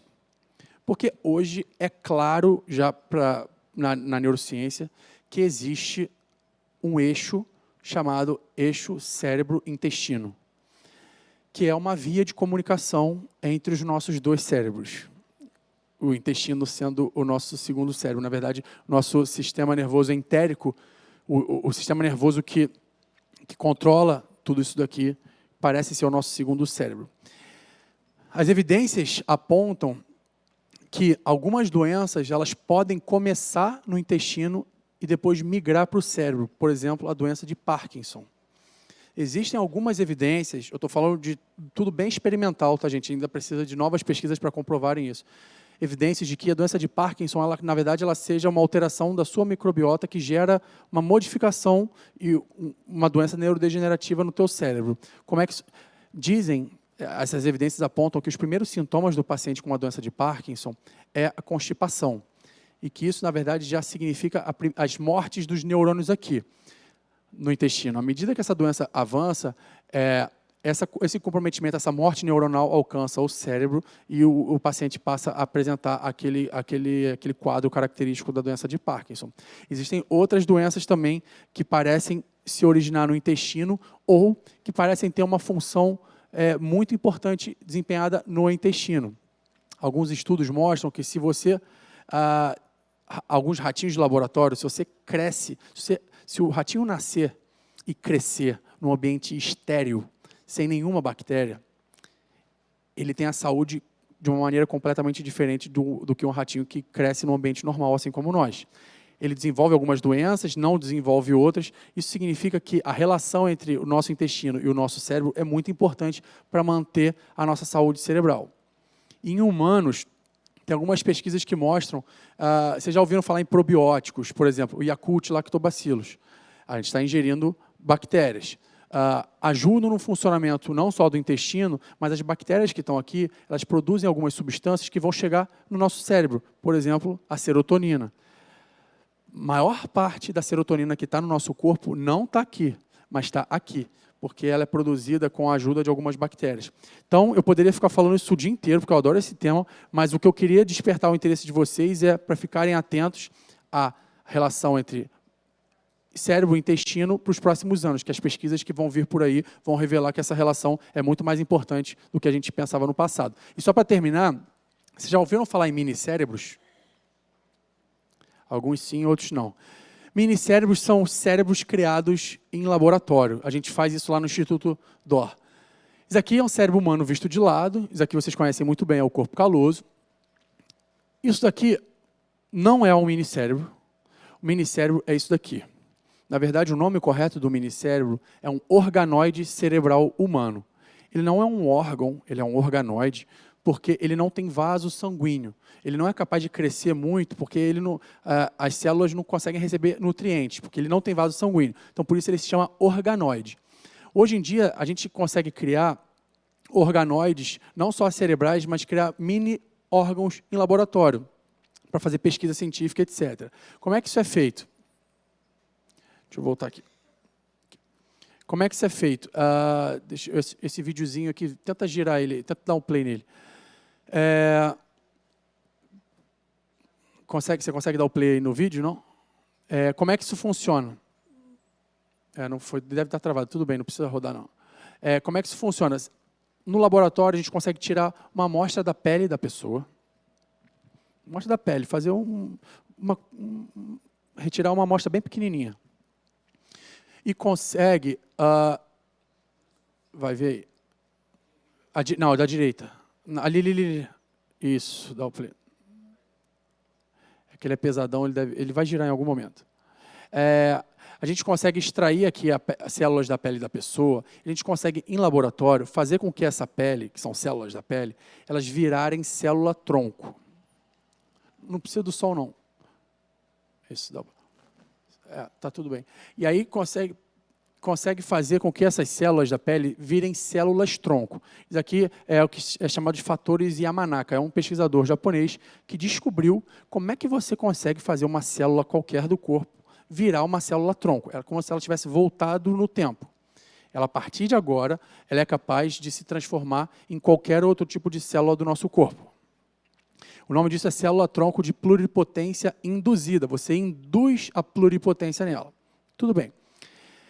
E aí, o que a gente faz em seguida é transformar essas células, que agora elas podem se transformar em qualquer célula, transformar elas em neurônios. Então, a gente dá as instruções, as orientações lá moleculares, químicas, para elas se transformarem em neurônios. O que isso significa? Significa que eu posso pegar aqui a Luciana, pegar um pedacinho da pele dela, levar para o laboratório e daqui a 3 meses chegar para ela com um organoide cerebral dela. Aquele organoide cerebral é como se fosse o cérebro dela, uma parte do cérebro dela, só que fora da cabeça dela. E essa é a cara que ele tem. Ele é pequeno, ele é um pouco menor, ele tem o tamanho de uma ponta de uma lapiseira assim, no papel. Como é que a gente tem usado isso? Olha que legal. Bom, se tem um paciente que tem TDAH, uma doença que afeta o cérebro, eu quero saber o que está acontecendo no cérebro dele, por que o neurônio dele funciona daquela forma. Eu vou abrir a cabeça do paciente, da criança, coitada, para pegar um pedaço do cérebro dela? Não. Mas o que eu posso fazer é pegar uma célula da pele, a gente consegue fazer também com célula da urina. Se a pessoa fizer um xixi no copinho, a gente consegue pegar as células da bexiga e fazer essa mesma coisa. Eu consigo pegar essa célula da pele dessa criança que tem TDAH, transformar ela num minicérebro, que na verdade se assemelha ao cérebro em desenvolvimento. Parece um cérebro embrionário mesmo. Eu consigo acompanhar o desenvolvimento daquele cérebro, daquele minicérebro em laboratório. E eu consigo comparar esse minicérebro do TDAH, ou do paciente com esquizofrenia, ou do paciente com Parkinson, etc., com o minicérebro que veio de uma pessoa que não tem nenhuma doença. Então, olha que curioso. Eu consigo saber quais são as semelhanças e as diferenças entre esses dois cérebros sem precisar abrir a cabeça daquela pessoa. Eu simplesmente gerei uma fração do cérebro dela dentro do laboratório. E, além disso, eu consigo testar substâncias. Imagina só, eu tenho um paciente aqui, eu estou na dúvida se eu vou tratar ele com remédio A, B ou C. O problema é que eu vou fazer ele gastar uma grana danada, eu vou fazer ele perder um tempo danado e continuar sofrendo com a doença se os tratamentos que eu der não forem eficientes. Isso pode durar 1 ano, sei lá quanto tempo. Vou fazer o seguinte, vou fazer um organoide cerebral dele e vou tratar o organoide cerebral dele dentro do laboratório. E aí eu descubro se o organoide cerebral dele vai funcionar melhor, vai responder melhor à droga A, B ou C. Aí respondeu melhor com a droga C. Olha, fulaninho, vamos começar pela droga C, que essa tem mais indicativo de que vai funcionar contigo. Não significa que vai funcionar, mas tem um indicativo maior. É óbvio que os minicérebros eles são bem mais simples do que o cérebro supercomplexo. Mas isso, no futuro, pode dar origem à medicina personalizada. A gente testar uma coisa em laboratório antes de fazer o paciente ser submetido a uma série de substâncias e de medicamentos. Isso também levanta uma série de questões éticas, porque assim, pô, eu estou criando um cérebro em laboratório. Será que esse cérebro ele possui memória? Será que esse cérebro possui emoção ou expressa de alguma maneira algum tipo de emoção? Será que eu vou poder no futuro criar um cérebro com impressões em 3D de material biológico? Será que eu vou conseguir imprimir um dia um cérebro, fazer um cérebro de verdade com isso? Qual a implicação? Qual a implicação disso para o nosso dia a dia? Será que um dia eu vou estar cansado do meu cérebro? Eu quero um cérebro mais jovem. Aí eu faço uma troca rápida. Lá no episódio de Black Mirror pode ser. Mas, enfim. Então, agora é sério. Vários cientistas hoje e várias instituições de pesquisa no mundo afora vêm discutindo quais são os limites éticos das pesquisas com minicérebros, de verdade. Será que eles sentem dor? Será que eles têm memórias, etc.? Isso é um questionamento que começa a ser feito. A gente ainda está meio cedo, do ponto de vista da tecnologia, de fazer com que isso chegue ao nosso cérebro, à complexidade que é o cérebro. Mas a gente já vem avançando bastante e os minicérebros têm ajudado muito a entender mais sobre o cérebro humano. Então, para terminar, o meu objetivo de toda essa fala era despertar o interesse de vocês pela neurociência e fazer com que vocês entendam a capacidade que a gente tem de modificar o nosso próprio cérebro e de modificar o cérebro das pessoas que estão com a atenção focada na gente.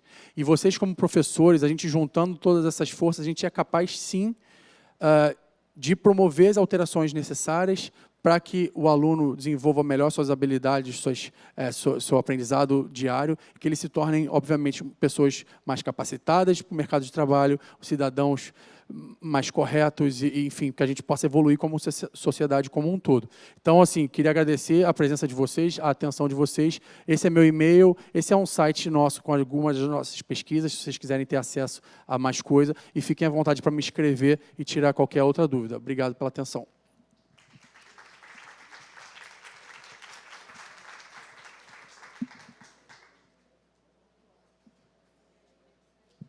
Vamos responder mais perguntas. Resumindo, o que é o neurofeedback? Então, neurofeedback é a gente dar um feedback para uma pessoa. A gente já recebeu feedback algumas vezes.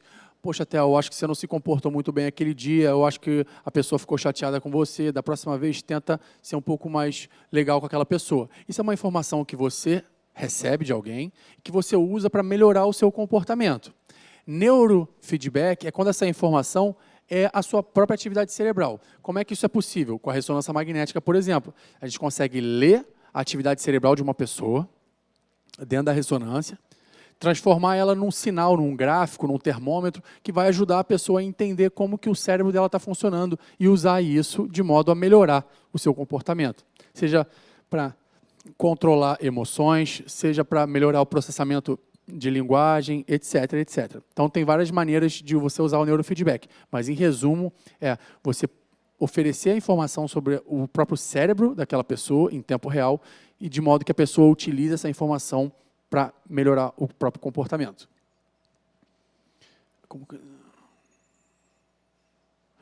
Como conscientizar ali à direita em cima? Como conscientizar os pais a levarem seus filhos com algum distúrbio a procurarem um profissional adequado?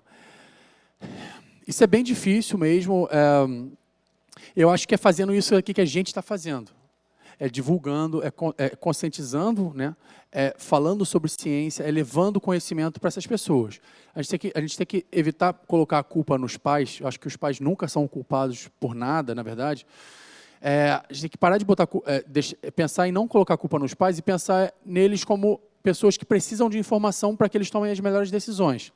Então, eu tenho certeza que se um pai tem está reticente em levar o filho para algum médico, se ele tivesse sentado aqui agora, ele ia provavelmente mudar de ideia, porque ele ia entender que quanto antes a gente puder procurar ajuda, melhores são as chances de a gente recuperar e contornar aquela situação. E é óbvio que tem uma questão de culpa dos pais acharem que fizeram alguma coisa de errado para a criança estar naquela situação, tem uma questão de receio, de saber qual é o futuro daquela condição que a criança tem, mas, assim, buscar a luz, nesse caso o conhecimento, é sempre melhor do que preferir o escuro. Então, levar informação, levar ciência e estar sempre cercado de pessoas que saibam desses assuntos e saibam do que estão falando. Quando a gente fala de neuro, eu estava aqui com um colega aqui mais cedo, a gente estava passando um vídeo no YouTube falando de neuromeeting, neurocosmética, neurocoach. A palavra neuro tem sido meio ridicularizada, assim, usada de várias maneiras inapropriadas, que a gente, que é cientista sério, a gente não gosta dessa maneira como elas são usadas. Então, de novo, cabe a vocês, que agora sabem um pouquinho mais sobre neurociência do que vocês sabiam antes de entrar aqui, de vocês identificarem quem são pessoas que estão querendo vender facilidades para problemas sérios e quem são cientistas, de fato, que são responsáveis e querem de fato, promover alguma mudança pela ciência. Então, as pessoas, neurocoach, reprogramação quântica, esquecem isso, não tem facilidade. Então, nunca deixem alguém perto de vocês transformarem um problema complexo, trazendo uma solução simples, achando que isso vai ser milagroso. Em ciência e em neurociência não existe milagre. E hoje vocês sabem um pouquinho mais sobre como tudo isso funciona.